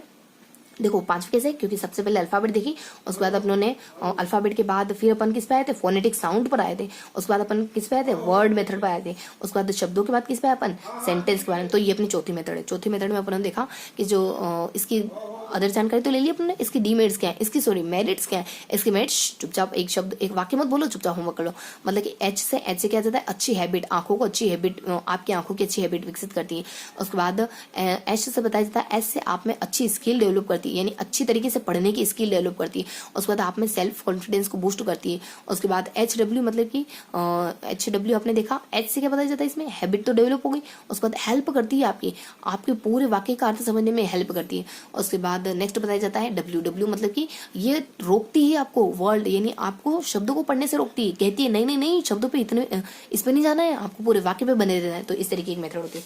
उसके बाद फिर देखेंगे अपन वर्ड रिकॉग्नाइजेशन के बारे में। वर्ड रिकॉग्नाइजेशन क्या होता है? जब आप शब्दों को पहचानने लग जाते हो, जब आपके सामने इतना बड़ा सारा सेंटेंस रख दिया, अब आपको बार बार उस सेंटेंस से गो थ्रू होना है। यानी आपको कह दिया, मान लो कह दिया आपको कोई सेंटेंस दे दिया, दिस इज अ टेबल, फिर सेंटेंस दे दिया दिस इज अ बुक, आपको ये दो सेंटेंस दे दिए, this is a table, this is a book, this is a pen. इस तरीके के आपको सेंटेंस बार सेंटेंस दिए जाते हैं। तो आपका फोकस उन शब्दों पे जाता है, जाएगा ही सही। जब हमारे सामने सेंटेंस बार इंट्रोड्यूस हो रहे हैं, तो इनकी जो भीतर की जो इकाई है शब्द, उस पर तो हमारा ध्यान जाएगा ही जाएगा। हम 10 बार बोल रहे हैं this is a table, this is a table, तो ध्यान दिस पे जाएगा, इस पे जाएगा, ए पे जाएगा, टेबल पे जाएगा, सब पे ध्यान जाएगा। या फिर आपको फ्लैश कार्ड दे दिए जाते हैं और आपको कहा जाता है दिस इज ए टेबल, इन सब शब्दों के फ्लैश कार्ड दिए जाते हैं। आपको फिर अरेंज करने का कहा जाता है, प्रॉपर अरेंज करो। फिर आप शब्दों से गुत्थम गुत्था हो रहे, क्योंकि आपको वाक्य दिए जा रहे हैं, तो आपको शब्दों से आप वैसे ही रूबरू होते जा रहे हो। या फिर ऐसे कर दिया जाता है दिस इज और ब्लैंक छोड़ दिया जाता है और कह दिया जाता है, पीछे लिख दिया जाता है टेबल, तो आपको वहाँ ए फिलअप करना होता है। तो इतने अलग अलग तरीकों से आप जब पूरे सेंटेंस से गो थ्रू होते हो, तो कहीं ना कहीं आप शब्दों से तो आराम से इंट्रोड्यूस हो रहे हो, क्योंकि ये जो पूरे वाक्य है क्या है? शब्दों का ही तो जोड़ है। तो आप क्या करते हो, जब आप सेंटेंस से बच्चों को बार अलग अलग तरीके से सेंटेंस से बच्चों को गुजारते हो, तो बच्चा इसके अंदर छुपे हुए शब्द को रिकॉग्नाइज करने लग जाता है। इतने बड़े वाक्य से बार गुजारते हो, तो इसके अंदर वाले जो शब्द हैं उससे बच्चा फेमिलियर होना शुरू कर देता है। तो यहाँ बताया जाता है अपने ये है अपनी पूरी वर्ड रिकॉग्नाइजेशन। तो ये सारी इन्फॉर्मेशन देख ली अपनों ने। तो यहाँ देख लिया अपनों ने रीडिंग कंपोजिशन क्या पढ़ रहे थे अपन, ये तो अपनों ने टीचिंग मेथड देखी। अपन पढ़ रहे थे रीडिंग कंपोजिशन। तो रीडिंग में हमने बच्चों को पढ़ना सिखाएंगे कैसे, उसकी अपनों ने विधियां पढ़ ली। कौन सी विधियां पढ़ ली अपनों ने? देखो सबसे पहले अल्फाबेट के बारे में देखा था। उसके बाद फोनेटिक के बारे में देखा। उसके बाद वर्ड देखा, मतलब कि आपने सबसे छोटी इकाई देखी, उसके बाद बीच में थोड़ी सी अलग सी इकाई देख ली आपने फोनेटिक, उसके बाद आप कंटिन्यू चल रहे हो। कंटिन्यू कैसे चल रहे हो? उसके बाद आपने वर्ड देखा, इससे बड़ी इकाई कौन सी? ये वाली इकाई वर्ड के बारे में। इससे बड़ी इकाई कौन सी? फ्रेज वाली, ये वाली। और इससे भी बड़ी कौन सी? हमारी सेंटेंस वाली। इस तरीके से देखा। और एक चीज थोड़ी सी डबल देखी आपने। क्या डबल? क्या देखी? ये वाली पोर्शन आपने डबल देखा, यानी आपने वर्ड मेथड अलग से देखी, जो आप वो हम फ्लैश कार्ड पे लिखते हैं, फिर ब्लैक बोर्ड पे लिखते हैं, उस तरीके की अलग अलग से देखी। और एक और हमने देखी वर्ड रिकॉग्नाइजेशन, यानी शब्दों को पहचानने वाली। शब्दों को पहचानने वाली कैसे? जब पूरे वाक्य के थ्रू शब्दों को पहचानते ना, तो वो वाली। तो ये वाली मेथड अपने 2 बार देखी। उसके बाद यहाँ आपने क्या देखा? यहाँ आपने देखा वो फोनेटिक मेथड वाली। ये इनसे थोड़ी सी अलग थी ना। फोनेटिक यानी कि साउंड पर बेस्ड थी। ये किस पे? अपनी छोटी से छोटी इकाई, फिर बड़ी इकाई, फिर बड़ी इकाई, फिर बड़ी इकाई, इस तरीके की। लेकिन जो ये वाली मेथड थी ना, ये थोड़ी सी अलग थी। ये साउंड पर बेस्ड मेथड थी हमारी। एक जैसे शब्द एक साथ बोल दिए जाते। कुछ कमियां भी होती है इसमें, कुछ अच्छाई बात भी होती है। कमियां ये होती है कि हमारी फोनेटिक मेथड, फोनेटिक लैंग्वेज नहीं है ना, तो ये कुछ कमी होती है। हाँ, तो ये अपने कुछ 5 मेथड देख ली। अब अपन देखेंगे, अपन रीडिंग कंपोजिशन पढ़ रहे थे, भूल नहीं जाना है। अपन कहाँ थे? अपन रीडिंग कंपोजिशन पढ़ रहे थे। अपन रीडिंग में अपनों बच्चों को रीडिंग को सिखाने की ये हमने मेथड देखी। अब यही बात थोड़ी ना खत्म होती है। अब रीडिंग कंपोजिशन में तो रीडिंग यानी टीचिंग ऑफ रीडिंग में खाली यही देखना है कि बच्चों को कैसे पढ़ाया जाता है? नहीं, टीचिंग कितनी प्रकार की होती है वो भी तो जानकारी लेनी होगी। टीचिंग को लेकर के अलग अलग व्यक्ति क्या कहते हैं वो भी तो देखना पड़ेगा हमें। तो यहाँ आ जाता अपने को देखो, यहाँ आ जाता अपने को टीचिंग के कौन कौन से प्रकार हो सकते हैं। तो अपन देखेंगे टीचिंग के प्रकारों के बारे में, यानी कि जब अपन बच्चों को रीडिंग, टीचिंग नहीं, बार बार टीचिंग बोल दिया मैंने, सॉरी। यहाँ अपन टीचिंग नहीं, रीडिंग, यानी रीडिंग के कितने प्रकार हो सकते हैं। देखो, जनरली रीडिंग 6 प्रकार की होती है। कितनी? 6 type. There are 6 types of reading. कितने? 6 प्रकार हो सकते हैं। देखो, रीडिंग कितनी हो सकती है? बेसिकली 2 प्रकार तो अपन जानते हैं। एक तो लाउड रीडिंग हो सकती है, और उसके बाद साइलेंट रीडिंग हो सकती है। 2 प्रकार की रीडिंग अपन बहुत अच्छी तरीके से जानते हैं।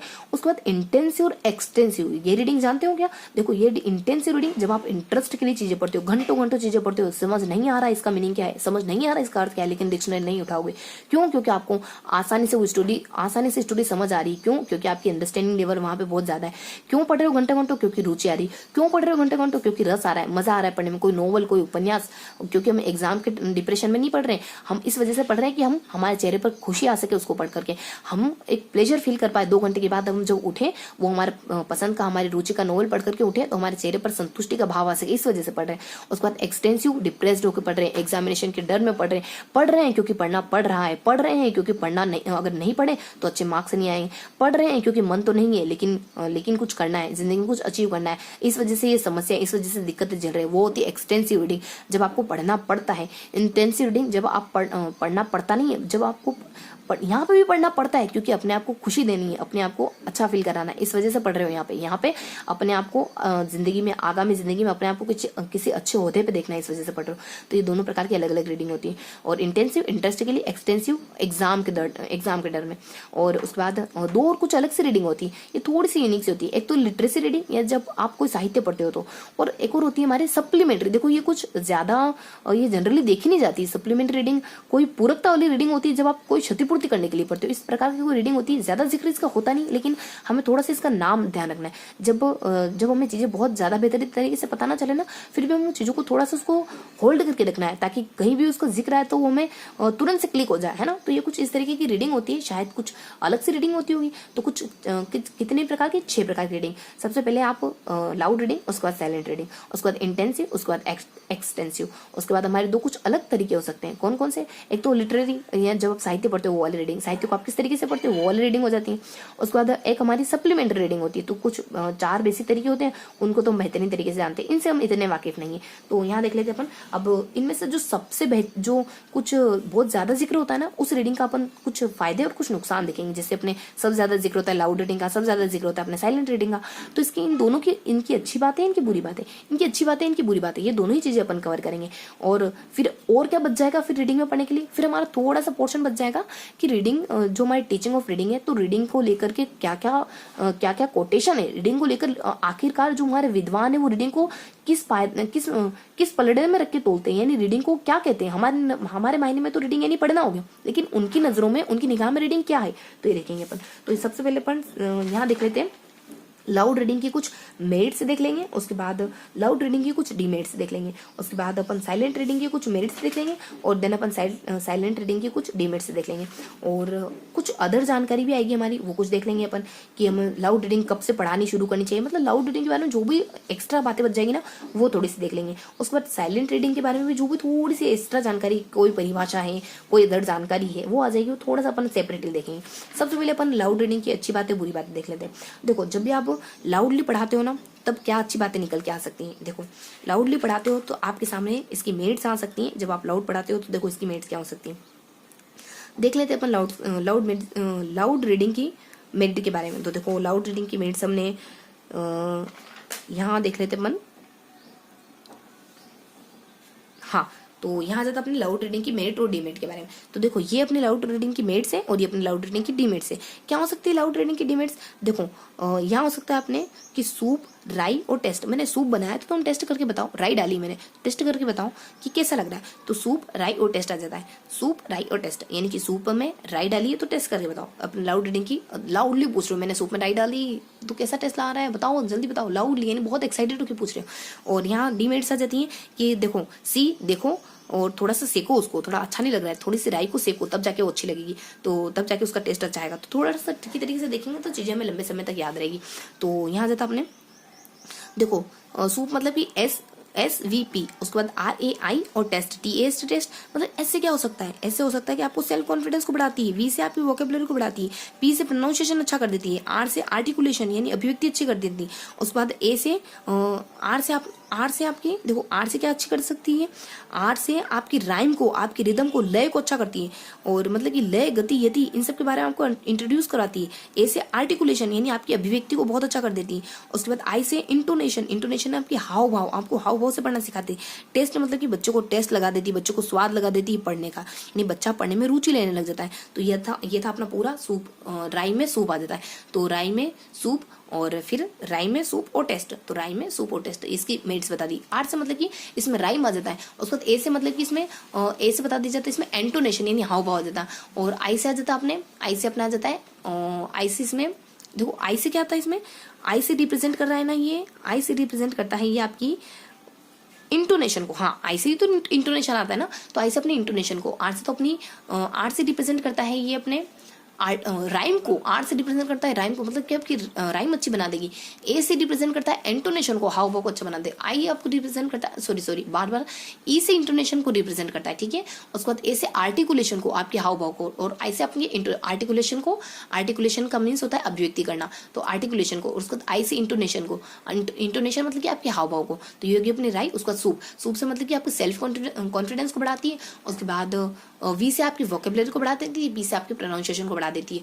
उसके बाद टेस्ट मतलब कि आप में रुचि पैदा कर देती है पढ़ने के बारे में, तो यह आ जाता है। उसके बाद क्या कहा आपने, सेको, थोड़ी सी कच्ची, सी यानी देखो, इसको थोड़ा सेको, कच्चा लग रहा है, आपने सूप में राई डाली भले ही लेकिन टेस्ट अच्छा नहीं कर रहा है, तो सूप में राई का टेस्ट कैसा लग रहा है, तो सूप में राई का टेस्ट कैसा लग रहा है। उसके बाद सी देखो और सेको थोड़ा सा, सी तो देखो और सेको थोड़ा सा, तो यहाँ आ जाता अपने सी और सेको। सी मतलब कि इसकी डीमेरिट्स क्या हो सकती है? सी मतलब कि सिर्फ और सिर्फ ये ना छोटे बच्चों के लिए होती है, सी मतलब कि चाइल्ड यानी बच्चों के लिए होती है, छोटे बच्चों के लिए।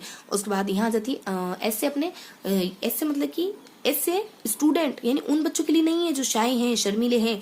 उसके बाद ई से मतलब कि ई से आ जाता है यहाँ पे, और ई रिप्रेजेंट कर रहा है यहाँ पे हाँ एक्सटेंसिव रीडिंग को। एक्सटेंसिव रीडिंग में बैरियर पैदा करती है, यानी जब आप एग्जामिनेशन के लिए पढ़ते हो ना, देखो आप जब लाउडली पढ़ते हो तो आपको बहुत मजा आता है पढ़ने में, लेकिन जब आपको फिर डिप्रेशन में, यानी कि जब आपको एग्जाम के जैसा पढ़ना होता है ना, बहुत गहनता से अध्ययन करना होता है ना, तो वो फिर बैरियर पैदा कर देती है वहाँ पे, क्योंकि आपने तो पढ़ा हुआ है बोल बोल के और जोर जोर से चिल्ला चिल्ला के, तो आपको वहाँ पढ़ने में बहुत मजा आता था, बहुत स्टोरी वगैरह बहुत आप गा गा के, छोटे बच्चों के लिए बात हो रही ना, तो यहाँ पे आप स्टोरी कोई पोएम वगैरह गा गा के बहुत अच्छे से पढ़ देते। अब आपको पढ़ना है चुपचाप बैठ के बहुत साइलेंटली, एग्जामिनेशन हॉल के लिए, एग्जाम के लिए पढ़ना है, एग्जामिनेशन हॉल में बहुत अच्छा रिप्रेजेंट कर पाओ इसके लिए पढ़ना है। आपको अगर कोई शब्द नहीं समझ आ रहा तो डिक्शनरी खोल के देखना है, तो ये फिर आपको मजा नहीं आता है, वहाँ आपको बहुत बोरियत फील होती है, क्योंकि आप बहुत इंटरेस्टिंग तरीके से पढ़े हुए रहते हो, आपने इतना अच्छा तरीका देखा कि अब आपको वो चीज़ें बहुत बोरिंग लगती है। लेकिन बोरिंग चीज़ें तो हमारी लाइफ को इंटरेस्टिंग बनाएगी, लेकिन पढ़ना पड़ेगा वहाँ तो छोटे बच्चे फिर बहुत ज़्यादा बैरियर फील करते हैं इस तरीके से पढ़ने में, तो इंटेंसिव रीडिंग बहुत दिक्कतें आ जाती हैं। उसके बाद सेको से अपने देख लिया, ऐसे अपने देख लिया कि आपकी जो है ना, ऐसे अपनों ने क्या देखा, सी मतलब कि ये हमारे छोटे बच्चों के लिए अच्छी नहीं होती। उसके बाद एस से देखा आप लोगों ने कि ये अपने ऐसे क्या देखा आप लोगों ने, स्टूडेंट, ऐसे अपने स्टूडेंट कौन से शाई स्टूडेंट के लिए अच्छी नहीं होती। उसके बाद अपने जो डल शाई स्टूडेंट हो सकते हैं या फिर वीक स्टूडेंट के लिए अच्छी नहीं हो सकती। सी से अपने छोटे बच्चे, ऐसे अपने स्टूडेंट। ई से आपके एक्सटेंसिव रीडिंग में बैरियर पैदा कर देती है। उसके बाद वापस सी से कॉम्प्रिहेंशन यानी आपके समझ में थोड़ी सी बैरियर पैदा करती है। उस लेवल तक नहीं समझ पाते हो जिस लेवल तक आप साइलेंट रीडिंग में समझ लेते हो। उसके बाद से और को, तो अपने से को यानी कि सी और ओ आ जाता है। SECO, तो सेको की स्पेलिंग क्या ध्यान रखना, SECO। तो ओ से बता दिया जाता है कि देखो से और को के लिए यहाँ पे यू रिप्रेजेंट कर रहा है को है ना। तो यू से बता दिया जाता है कि ओवरलोडेड क्लास होती है ना, उसके लिए ये अच्छी नहीं मानी जाती। जब सारे बच्चे मिलकर के बोलेंगे कितनी दिक्कत हो जाएगी, हाँ, तो अपने ओ से ओवरलोडेड क्लास हो जाएगी। यू नहीं, ओ ही है ना, तो ओवरलोडेड क्लास हो जाएगी। तो ये सारी इसकी डीमेरिट्स थी। तो अपने यहाँ पे इसके मेरिट्स देख ली, इसके बाद इसकी डीमेरिट्स देख ली। किसकी, ये हमने लाउड रीडिंग की मेरिट्स, उसके बाद लाउड रीडिंग की डीमेरिट्स क्या क्या देखा। देखो फटाफट से देख लेते क्या क्या देखा आप लोगों ने। यहाँ देखा सूप में राई का टेस्ट कैसा लग रहा है, सूप में राई का टेस्ट। और यहाँ आ जाता आपने, देखो थोड़ी सेकने की जरूरत है, सी थोड़ी सेको। सूप में राई का टेस्ट से सेल्फ कॉन्फिडेंस के बारे में और वोकेबलरी के बारे में, और पी से प्रोनाउंसिएशन के बारे में, और उसके बाद राई से अपने, आर से अपने राइम के बारे में, और ए से अपने और आर्टिकुलेशन के बारे में, और आई से अपने इंटोनेशन के बारे में। और उसके बाद टेस्ट मतलब कि बच्चों को टेस्ट लग जाता है जोर जोर से बोलकर पढ़ने का, तो बच्चा बहुत रुचि फील करता है यहाँ पे। उसके बाद सी देखो थोड़ी सीखने की जरूरत है, सी मतलब कि हमारे छोटे बच्चों के लिए। और उसके बाद सेको मतलब कि वही अपने स्टूडेंट, शाई स्टूडेंट। उसके बाद ई से अपने इंटेंसिव रीडिंग। उसके बाद यहाँ आ जाता है अपने CU, सी से अपने वही कॉम्प्रिहेंशन आ जाता है। उसके बाद ओ से आ जाता है अपने फिर अपने सेको है ना, तो अपने ओ से बता दी जाता है यहाँ पे वापस ओवरलोडेड क्लास के बारे में। ओ से अपने ओवरलोडेड क्लास के बारे में, ये अच्छी नहीं होती, इस तरीके की बातें आ जाती है। तो ये देख लिया अपनों ने साइलेंट रीडिंग के बारे में। अब अपन लाउड रीडिंग के बारे में अब अपन देखेंगे साइलेंट रीडिंग की अच्छी बातें क्या हो सकती है, साइलेंट रीडिंग की बुरी बातें क्या हो सकती है। देखो साइलेंट रीडिंग की अच्छी बातें हो सकती हैं, कुछ मेरिट्स हो सकती हैं, कुछ डिमेरिट्स हो सकती हैं। तो साइलेंट रीडिंग की मेरिट्स हो सकती हैं। देखो साइलेंट रीडिंग की मेरिट्स क्या हो सकती है, ट्रिकी तरीका देखे ना, तो लेस पीटी, आजकल मैं ना पीटी परेड करना मैंने लेस कर दिया है। क्यों कर दिया मैंने साइलेंटली लेस, देखो आप किसी के कान में जाके साइलेंटली कह रहे हो कि आजकल है ना मुझे बहुत ज्यादा आलस आने लग गया। तो ये देखो बुरी बात है, अच्छी बात तो है नहीं, आपकी पर्सनैलिटी को अच्छा तो नहीं बता रही ये बात। तो आप किसी के कान में जाके धीरे से कहते हो कि देखो, किसी ने कहा आजकल तुम क्यों नहीं कर रहे हो पीटी परेड, तो आपने साइलेंटली कह दिया कान में जाकर लेस पीटी। मैंने लेस यानी पीटी परेड करना मैंने लेस कर दिया। पीटी परेड नहीं करते अपन 26 जनवरी 15 अगस्त पे, ठीक उसी प्रकार की एक्टिविटी कि मैंने पीटी परेड करना थोड़ा सा लेस कर दिया, कम कर दिया, क्योंकि मुझे है ना इन कामों में जोर आने लग गया, मुझे आलस आने लगे। तो यहाँ से इसकी मेट्स आपको लेस पीटी बता देगी। और इसकी डीमेट्स कौन बता देगा, इसकी डीमेट्स के बारे में बता देगी साइलेंटली बस से चले जाना। तो ऐसा करो, मैं तुम्हें एक उपाय बताती हूँ, तुम साइलेंटली बस से उस एक शख्स बताती हूँ, एक व्यक्ति बताती हूँ जो तुम्हें मोटिवेट करेगा, उसके पास जाओ तो तुम वापस से मोटिवेट हो जाओगे ये सारी चीजें करने के लिए। तो साइलेंटली बस से चले जाना। तो देखो यहाँ अपने लेस आ जाता है, मतलब कि एल से ये क्या करती है, बहुत ज्यादा लंबे टाइम तक इसकी मेट क्या है, एल से आप लंबे समय तक इसको कंटिन्यू कर सकते हो साइलेंट रीडिंग को। उसके बाद ई से इसकी मेट ये एक्सटेंसिव रीडिंग को प्रिपेयर करती है, वहां आपको बैरियर पैदा करती है। और यहाँ पे आपको एक्सटेंसिव रीडिंग, क्योंकि साइलेंट रीडिंग क्या होती है, जब आप गहनता से पढ़ते हो तो एग्जामिनेशन हॉल में, तो ऐसी एग्जामिनेशन हॉल में बहुत अच्छे से प्रेजेंट करने के लिए, बहुत अच्छे से अपने आप को 100% देने के लिए ये रीडिंग तो बहुत अच्छी हो जाएगी। क्योंकि साइलेंट रीडिंग क्या होती है, जब आप गहनता से पढ़ते हो। और एक्सटेंसिव रीडिंग भी तो ऐसी होती है जब आपको वर्ड मीनिंग बहुत अच्छे से सीखने होते हैं, जब आपको डिक्शनरी का इस्तेमाल करना होता है, जब आपको चीजें एग्जाम के लिए पढ़नी होती है, जब आपको हर कॉन्सेप्ट समझना होता है। और वहां तो आप कॉन्सेप्ट समझते नहीं हो क्योंकि रुचि के लिए पढ़ते हो, लेकिन यहाँ तो समझना होता है। तो ये दोनों जो हमारी साइलेंट रीडिंग होती है, ये प्रिपेयर करती है आपको एग्जामिनेशन हॉल की पढ़ाई के लिए। तो ये अपने एक्सटेंसिव रीडिंग के लिए प्रिपेयर करती है। एल से अपने लंबे समय तक आप इसको पढ़ सकते हो, ई से अपने एक्सटेंसिव रीडिंग के लिए तैयार करती है।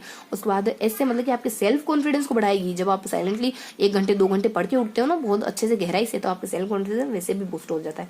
उसके बाद पी से आपके ये पब्लिक प्लेस में भी कर सकते हैं। उसके बाद टी से ये टाइम को बहुत ज्यादा सेव कर देती है, क्योंकि आप बहुत कम समय में बहुत ज्यादा चीजें पढ़ लेते हो। तो ये कुछ इसकी पीटी लेस था। तो ये इसकी मेरिट्स थी। इसके बाद इसकी कुछ बुरी बातें क्या होती है, इसकी बुरी बातें भी होती है। क्या होती है बुरी बातें, वो बस से चले जाना, वही सी देखो बस से चले जाना। सी मतलब कि अपने आ जाता है कि साइलेंटली बस से चले जाना, साइलेंट रीडिंग।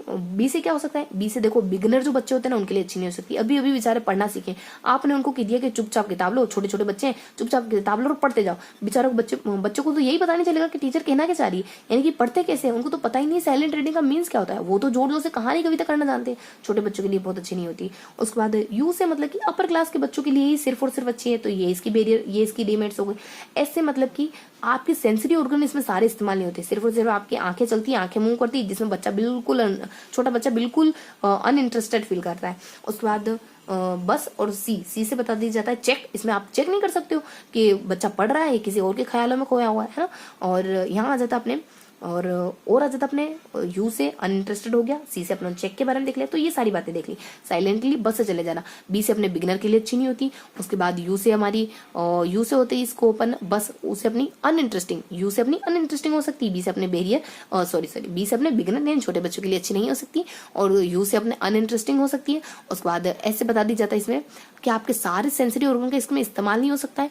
और सी से बता दी जाता है यहाँ पे कि ये जो होती है इसमें चेकिंग नहीं हो सकती, बच्चे की पढ़ाई की चेकिंग नहीं हो सकती। तो सी से अपने चेक के बारे में बता दी जाता है। तो इसकी मेरिट्स और डिमेरिट्स सारी बता दी। मेरिट्स क्या थी, साइलेंट रीडिंग की मेरिट्स क्या थी, साइलेंट रीडिंग की मेरिट्स थी लेस कर दिया पीटी बैड करना, मतलब लॉन्ग टाइम के लिए पढ़ सकते हो, इंटेंसिव रीडिंग के लिए अच्छी होती है। उसके बाद ऐसे सेल्फ कॉन्फिडेंस बढ़ाती, पी से मतलब कि पब्लिक प्लेस में, टी से मतलब कि टाइम को सेव कर देती। डिमेरिट्स क्या जाती है, और बस से चले जाओ, बी से अपने बिगनर के लिए नहीं हो सकती, उसे अनइंटरेस्टेड मानी जाती है, और यू से मतलब अनइंटरेस्टेड मानी जाती है। उसके बाद ऐसे मतलब कि हमारे सारे सेंसरी ऑर्गन का इस्तेमाल नहीं करती। और उसके बाद सी से बता दी जाता है इसमें चेकिंग वगैरह नहीं कर सकते, बच्चों को चेक वगैरह नहीं कर सकते। तो ये इसके कुछ मेरिट्स और डिमेरिट्स थे, किसके, अपने लाउड रीडिंग के और साइलेंट रीडिंग के।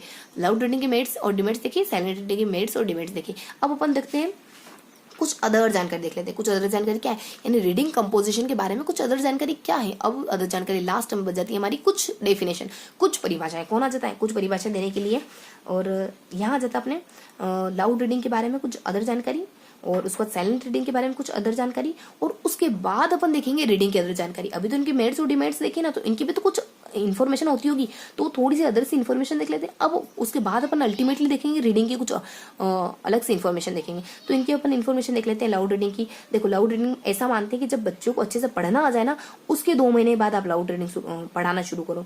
और लाउड रीडिंग है ना, आपकी लाउड रीडिंग ही आपकी बेस होती है, प्रिपेयर करती है साइलेंटली रीडिंग के लिए। ये इसकी कुछ इन्फॉर्मेशन होती है, कुछ अच्छी जानकारी होती है। तो क्या जानकारी होती है, जब पढ़ना सीख जाए उसके 2 महीने बाद आप लाउड रीडिंग शुरू करा दो।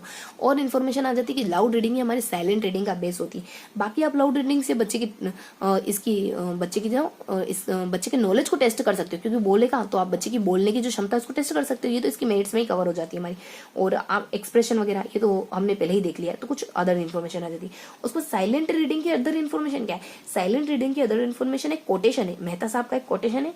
और देन इसमें कुछ और भी जानकारी, जैसे कि आप इसमें लिप्स मूव करते हो कि नहीं करते हो, मतलब कि आप इसमें बोलते हो कि नहीं बोलते हो, तो नहीं बोलते इसमें। और बता दी जाता है इसमें कि क्या इंटेंसिव रीडिंग को बढ़ावा देती है क्या है, और नहीं देती। इंटेंसिव रीडिंग को तो हमारी इंटरेस्ट वाली रीडिंग को कौन देगी, साइलेंट रीडिंग थोड़ी देगी। इंटेंसिव रीडिंग को तो हमारी लाउड रीडिंग बढ़ावा देगी, और हमारी साइलेंट रीडिंग तो किसको, एक्सटेंसिव को, जो हमारे एग्जामिनेशन कहते हैं, ई से हमारे एग्जामिनेशन, उसको बढ़ावा देने वाली है। देखो ध्यान रखना, कौन सी रीडिंग से कौन सी हमारी कौन सी रीडिंग से किस प्रकार की रीडिंग बिलोंग करती है। लाउड से कौन सी बिलोंग करती है, लाउड से बिलोंग करती है आपकी इंटेंसिव, क्योंकि दोनों इंटरेस्ट को क्रिएट करती है। उसके बाद साइलेंट से बिलोंग करती है आपकी, साइलेंट से कौन सी चीज बिलोंग करती है, साइलेंट से बिलोंग करती है आपकी एग्जामिनेशन एक्सटेंसिव वाली, तो अपनी लाउड से इंटेंसिव वाली, और उसके बाद साइलेंट से आपकी एक्सटेंसिव वाली। तो ये दोनों आपस में कोरिलेट करती है, ये ध्यान रखना है ना। तो अपन अदर इन्फॉर्मेशन क्या देखिए, मेहता साहब कहते हैं कि आप कभी भी उतना फास्ट नहीं बोल पाओगे जितना फास्ट आप पढ़ सकते हो, क्योंकि बोलने में हमारे वोकल कॉर्ड लगता है, पढ़ने में हमारी निगाहें लगती हैं, आंखें लगती हैं। आंखें जितना फास्ट मूव कर सकती है उतना हमारा वोकल कॉर्ड थोड़ी ना बोल सकता उतना फास्ट, क्योंकि आंखें तो पल में यहाँ है तो पल में वहाँ हो जाएगी, लेकिन अपन पल में इतना थोड़ी ना बोल सकते हैं, इतना अधिक थोड़ी ना बोल सकते हैं, उससे तो कुछ लिमिटेशन हो जाएगी। तो ये कहते हैं कि रीडिंग फास्ट, हम रीड फास्ट कर सकते हैं, और देन वी स्पीक, जितना कि अपन फास्ट बोल नहीं सकते। और ये और बताते हैं कि अपनी जो लाउड रीडिंग होती है ना, वो पहले ही हो जाती है साइलेंट रीडिंग से। तो ये बात जानकारी तो अपन वैसे ही जानते हैं। और अदर जानकारी होती है कि आप इसमें कुछ थोड़ी सी इन्फॉर्मेशन और बताते हैं कि आप इसमें ना तो मम्बरिंग करते हो, मतलब कि आप मूवमेंट नहीं करते हो, लिप्स नहीं चलाते हो, और ना तो विस्पर करते हो, ना थोड़ी भी साउंड नहीं करते हो। ये सब अपस्टैंड, यानी ये सारी चीजें अपस्टैंड होती है, लगभग अनुपस्थित पाई जाती है। उसके बाद नेक्स्ट बता दी जाता है कि आपकी आंखें सिर्फ और सिर्फ उस जगह रुकेंगी जब आपको कोई दिक्कत आएगी, कोई परेशानी आएगी, ना किसी विराम चिन्ह पे रुकेगी, ना किसी पंक्चुएशन मार्क पे रुकेगी, ना किसी पोज वगैरह पे रुकेगी। तो आपकी आंखें कहाँ रुकेगी? जब आपको समझने में दिक्कत होगी, कोई वर्ड समझने में दिक्कत होगी। क्या पूर्ण विराम पर रुकेगी? नहीं रुकेगी। क्या अल्प विराम पर रुकेगी? नहीं रुकेगी। क्यों? क्योंकि आपको वहाँ उस समय आपको सिर्फ और सिर्फ फास्ट फास्ट पढ़ते जाना है, इन पे रुकना नहीं है। और उसके बाद कॉम्प्रिहेंशन को ज्यादा बढ़ावा देती है। तो कुछ अदर जानकारी थी, दोनों की कुछ अदर जानकारी देख ली। क्या देखी? लाउड रीडिंग की अदर जानकारी देखी, 2 महीने बाद शुरू करा। और अदर जानकारी देखी कि ये बेस होती है साइलेंट रीडिंग का। साइलेंट रीडिंग की अदर जानकारी मेहता साहब कहते हैं कि आप उतना फास्ट कभी नहीं बोल पाओगे जितना फास्ट आप बच्चों को जितना फास्ट आप बोल सकते हो, पढ़ सकते हो, पढ़ सकते हो, उतना फास्ट आप कभी नहीं बोल पाओगे। थोड़ी और अदर जानकारी बता दी जाती है। आपकी ना तो आप लिप्स हिलने चाहिए इसमें, और आंखें भी आपकी सिर्फ और सिर्फ तब रुकनी चाहिए जब आपको दिक्कत आ जाए, समझने में थोड़ी सी परेशानी आ जाए। बाकी आप विस्पर नहीं करोगे, आप लिप्स मूव नहीं करोगे, और आप ममरिंग नहीं करोगे। तो ये सब थोड़ी सी इसमें अदर इन्फॉर्मेशन थी। अब आ जाते हैं अपने मेन मुद्दे की अदर इन्फॉर्मेशन। क्योंकि रीडिंग देख रहे थे ना अपन, तो रीडिंग में अपना रीडिंग के कौन कौन सी मेथड हो सकती है उनके बारे में देख लिया अपनों। उसके बाद रीडिंग के कौन कौन से टाइप्स हो सकते हैं उन टाइप के बारे में देखा। जो 2 टाइप बहुत विशेष है उनके बारे में अपने अच्छी बातें बुरी बातें दोनों देख ली। अब और उसके बाद कुछ अदर थोड़ी सी हमारी इन्फॉर्मेशन, थोड़ी सी इतर इन्फॉर्मेशन थी, वो भी देख ली। अब हमें देखनी है जो हमारी मेन मुद्दा था रीडिंग, उस रीडिंग की कौन कौन सी अदर जानकारी मतलब डेफिनेशन। तो देखिए डेफिनेशन कौन कौन सी आ जाती है। यहाँ आ जाती है कि बको बेल, आप है ना जानवर से कह रहे हो, बेल से कह रहे हो, गाय के जो अपने बेल है ना उनसे कह रहे हो कि बको। आपका कोई मान लो एनिमेशन कार्टून वगैरह नहीं होते तो उसमें बेल वगैरह सब बोलते हैं, तो आप कह रहे हो बको बेल, बोलो क्या बोल रहे हो, मुझे परेशान कर रहे हो कि मुझे सुबह से तुमसे बात करनी, चलो बोलो। मान लो सुजुकी कौन से अपने डोरेमोन कौन से नाटक आते हैं ना, तो उनमें मान लो सब किरदार बोलते हैं, तो कोई बेल बोल रहा है कि बको बेल, लेकिन फ्रेंच भाषा में बकना। एक बात है, बको बेल पर फ्रेंच भाषा में, बको बेल पर फ्रेंच भाषा में। तो बकोन के द्वारा क्या परिभाषा दी जाती है कि ये आपको रीडिंग से आदमी फुल मैन बनता है। बकोन के द्वारा कौन है इस दुनिया में पूरा, कोई पूरा नहीं, सारे दुर्रे। कौन के द्वारा? फुल मैन कहा जाता है। उसके बाद पर्सन के द्वारा कहा जाता है कि इसमें कोई भी अर्थ पीछे नहीं छूटना चाहिए। यानी कि जब भी आप पढ़ो तो सार अर्थ को समझते हुए पढ़ो, यानी अर्थ को लॉस नहीं करना है, अर्थ को खोना नहीं, अर्थ को पकड़ते हुए हमें चीजों को पढ़ना है। तो पर्सन के द्वारा कहा जाता है मेरा एक व्यक्ति भले ही कुंभ के मेले में खो गया हो, लेकिन तुम किताब पढ़ रहे हो तो उसका अर्थ मत खोना, यानी चीजों को अर्थपूर्ण तरीके से सीखना। तो ये पर्सन के द्वारा कह दिया जाता है।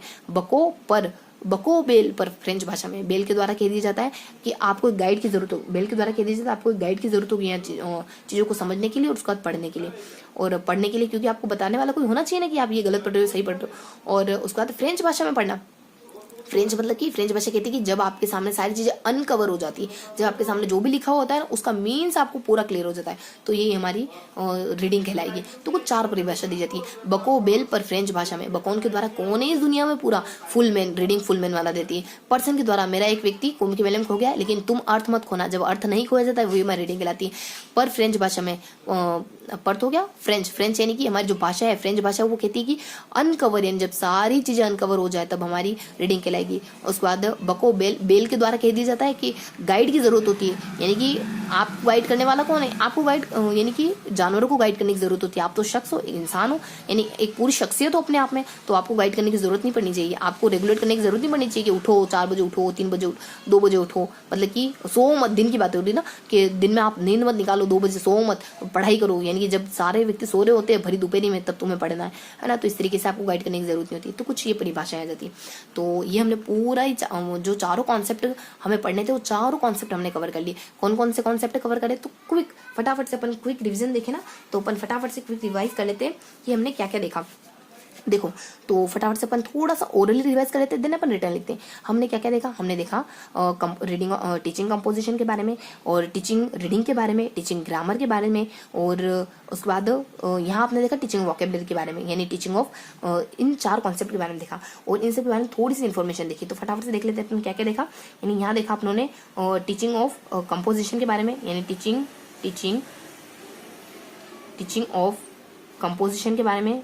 फिर आपने देखा टीचिंग ऑफ रीडिंग के बारे में, फिर हमने देखा टीचिंग ऑफ वोकेब के बारे में, फिर हमने देखा टीचिंग ऑफ ग्रामर के बारे में। ये चारों कॉन्सेप्ट आज आपने और मैंने साथ में मिलकर कवर करें। तो यहाँ टीचिंग ऑफ कंपोजिशन के बारे में क्या देखा, तो यहाँ देखा आप लोगों ने रचना शिक्षण मेनली 2 प्रकार का हो सकता है। कौन कौन से, यानी एक तो हो सकता है हमारा फ्री, और दूसरा हो सकता है हमारा गाइडेड, जिसमें हमें किसी गाइड की जरूरत पड़े। तो ये 2 प्रकार का हो सकता है। उसके बाद रीडिंग के बारे में देखा, रीडिंग बेसिकली रीडिंग के प्रकारों के बारे में देखा, रीडिंग की मेथड के बारे में देखा, एंड रीडिंग के टाइप कौन कौन से हो सकते हैं, और उनको बच्चों को पढ़ाने की मेथड कौन कौन सी हो सकती हैं। उसके बाद वोकेबलरी के बारे में देखा, यानी वोकेबलरी पढ़ाने की मेथड कौन कौन सी हो सकती हैं। देन अपनों ने देखा वोकेबलरी पढ़ाते समय किन किन बातों को ध्यान रखना चाहिए, यानी किन किन हमें पॉइंट्स को ध्यान में रखना चाहिए, किन किन पॉइंट्स को हमें ध्यान में रखना चाहिए। उसके बाद ग्रामर के बारे में पढ़ा, कौन कौन से प्रकार की ग्रामर हो सकती है, ग्रामर के प्रकार पढ़े, उनको पढ़ाने के कौन कौन से तरीके हो सकते हैं, ग्रामर पढ़ाते वक्त क्या बातें ध्यान रखनी चाहिए। तो सबसे पहले देखा ग्रामर पढ़ाने की कौन कौन सी मेथड हो सकती है। उसके बाद यहाँ देखा ग्रामर के कौन कौन से टाइप्स हो सकते हैं और इनके बारे में देखा। फिर अपनों ने देखा, देखो अपनों ने यहाँ 2 प्रकार देख लिए, फ्री और गाइडेड। फिर अपनों ने देखा यहाँ तो बेसिकली इतनी इन्फॉर्मेशन देखी। उसके बाद रीडिंग में अपनों ने रीडिंग के टाइप देखे, तो रीडिंग के टाइप हमने बेसिकली कितने प्रकार की रीडिंग हो सकती है, पढ़ना कितने प्रकार का हो सकता है। पढ़ना हमारा हो सकता है लगभग 5 से 6 प्रकार का हो सकता है। सबसे पहला प्रकार का हमारा लाउड हो सकता है, देखो लाउड हो सकता है। उसके बाद हमारा साइलेंट हो सकता है। उसके बाद हमारा इंटेंसिव हो सकता है। उसके बाद हमारा एक्सटेंसिव हो सकता है। तो ये कुछ रीडिंग पढ़ने के प्रकार हो सकते हैं। उसके बाद 2 और थोड़े यूनिक से प्रकार हो सकते हैं। कौन कौन से 2 और थोड़े यूनिक से प्रकार हो सकते हैं, कौन कौन से हो सकते हैं। पहला प्रकार हो सकता है हमारा लिटरेसी प्रकार, दूसरा हो सकता है हमारा सप्लीमेंट्री।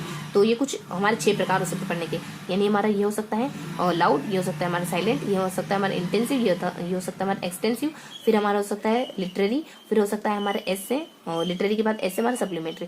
उसके बाद पढ़ना सिखाने की कौन कौन सी मेथड हो सकती है। बच्चों को आप पढ़ाना सिखा रहे हो तो मेथड हो सकती है अपनी। उसके बाद क्या हो सकती है मेथड, कि आप ये सवाल वापस कर सकते हो। कौन सी मेथड हो सकती है अपनी, यहाँ आ जाता है अपने आप और यहाँ पे अपना सवाल SWL और वापस, तो अपनी वापस आप सवाल वापस कर सकते हो। तो अ से अपने अल्फाबेटिक हो सकती है।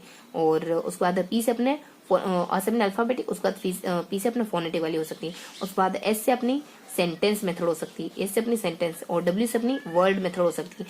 एक तो अपनी वर्ड हमारी वर्ड रिकॉग्नाइजेशन, और यहाँ आ सकती है एल से आपकी हो सकती है लेटर वाली। जब आप बच्चों के सामने कोई लेटर रखा जाता है, देखो आपने और मैंने लेटर लैंग्वेज लेटर मेथड के बारे में पढ़ा है, नहीं देखा ना। थोड़ी सी जानकारी बता देती हूँ मैं फास्टली कि लेटर जो मेथड होती है ना, उसमें क्या करा जाता है कि जो पूरा एक लेटर होता है ना, उसके थ्रू बच्चों को पढ़ाने की कोशिश करी जाती है। कैसे, यानी वही आपको शब्द समझना होता है। शब्द कैसे समझते हो, वाक्य के थ्रू शब्द समझते हो। जब आपको हाँ लेटर लैंग्वेज में थोड़ी सी देखो थोड़ी सी फटाफट से देख लेते हैं अपन कि लेटर में यहाँ पे थोड़ा सा सेपरेटली बता देती हूँ आपको, यहाँ बता देती हूँ मैं आपको।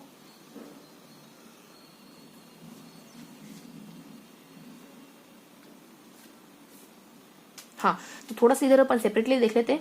और लेटर लैंग्वेज जो होती है ना, लेटर मेथड जो होती है ना, इसमें क्या होता है कि आपको सेंटेंस के थ्रू चीजों को पढ़ाया जाता है।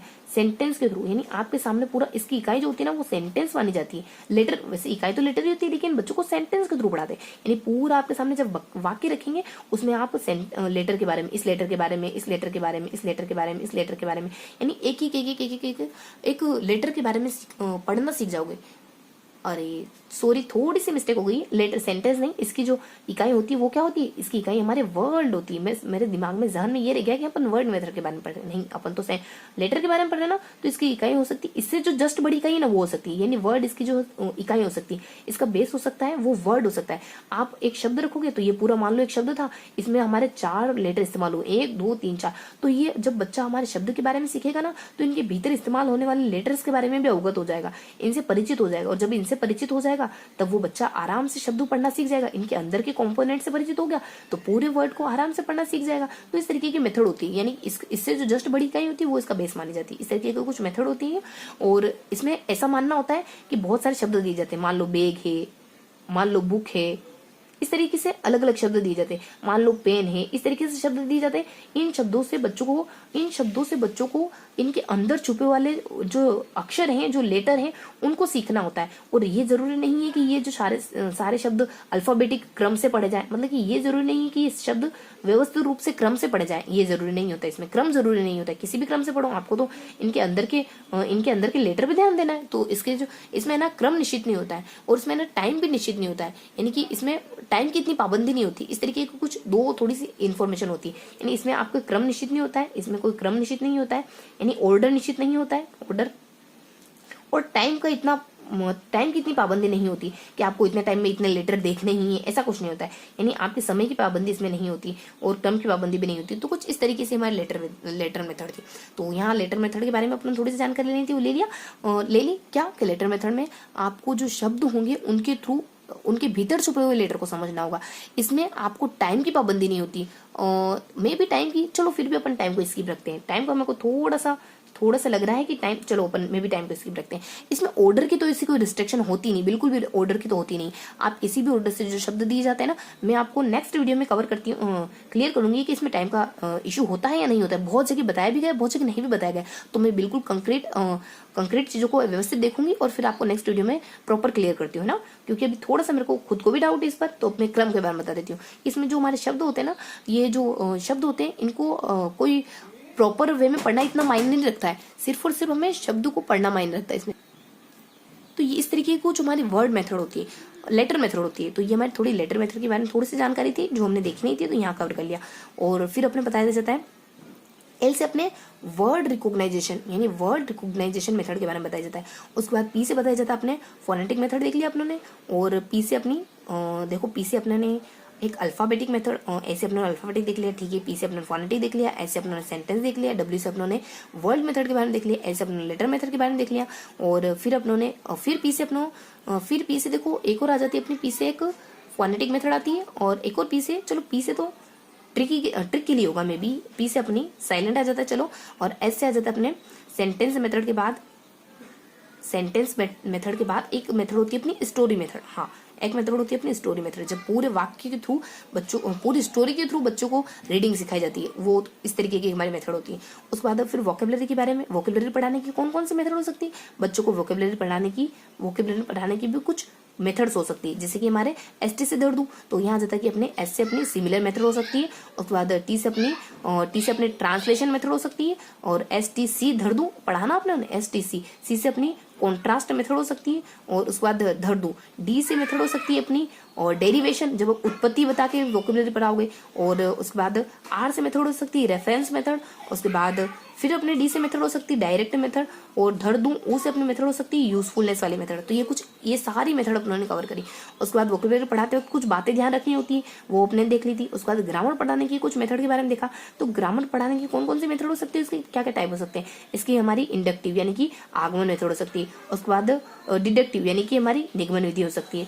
उसके बाद हमारी जो परंपरागत विधि, जो हमारी ट्रेडिशनल तरीका यानी हमारी ट्रेडिशनल तरीका हो सकता है, जिसमें बुक लेके बच्चों को पढ़ाने लग जाते हैं। उसके बाद फोर्थ तरीका हो सकता है पढ़ाने का इसमें इंडक्टिव, डिडक्टिव, और उसके बाद अपने ट्रेडिशनल, उसके बाद अपने इनफॉर्मल तरीका हो सकता है, जब अपन बच्चों को बुक पढ़ाते हैं ना, उसी के साथ साथ ग्रामर के बारे में इन्फॉर्मेशन देते हैं। उसके बाद टाइप कितने हो सकते हैं, ग्रामर हमारी 4 प्रकार की ग्रामर होती है। कितने प्रकार की, पहले प्रकार हो सकता है ग्रामर का, हमारे देखो स्कूल का निर्माण इस वजह से नहीं करा कि बच्चों को ट्रांसफर हो जाए, तो यहाँ आ जाता अपने पर्पज से अपने पर्सपेक्टिव हो सकती है और डिस्क्रिप्टिव हो सकती है। उसके बाद यहाँ पे अपनी स्कूल से स्कॉलरी हो सकती है। उसके बाद ट्रेडिशनल हो सकती है। उसके बाद यहाँ पे अपने कंस्ट्रक्ट यानी एक स्ट्रक्चरल, ऐसे अपने स्ट्रक्चर वाली ग्रामर हो सकती है। उसके बाद नेक्स्ट बता दी जाता है ग्रामर के चौथे प्रकार में, और उसके बाद ट्रांसफॉर्मेशनल ग्रामर। तो ग्रामर के कुछ 4 प्रकार होते हैं। सबसे पहला प्रकार होता है अपने पर्सपेक्टिव और डिस्क्रिप्टिव। उसके बाद प्रकार होता है स्कॉलरी और ट्रेडिशनल। उसके बाद प्रकार होता है स्ट्रक्चरल। उसके बाद प्रकार होता है अपने और तीसरे प्रकार बता दीजिए था अपने ट्रेडिशनली। तो ये कुछ प्रकार होते हैं ग्रामर के जो हमें ध्यान में रखने। तो ये सब जानकारी अपने ली, इन सारी टाइप्स के बारे में पढ़ा। रीडिंग के कौन कौन से टाइप है, उन सारी टाइप्स के बारे में पढ़ा। वोकेबलरी की कौन कौन सी मेथड है, उन सारी मेथड के बारे में पढ़ा। उसके बाद ग्रामर की कौन कौन सी मेथड है, उसके बाद इन सारी मेथड के बारे में पढ़ा। और इसके अलावा भी हमने बहुत सारी जानकारी इसमें पढ़ी है, लेकिन ये जो हमारा ओवरऑल है, ये हमारा थोड़ा सा रिकेप था जो हमने इस वीडियो में पूरे में कवर करा है। तो ये था हमारा आज का वीडियो। आई होप आज का सेशन आपको पसंद आया होगा। फिर मिलेंगे ऐसे ही किसी अगले वीडियो में, तब तक के लिए जय हिंद।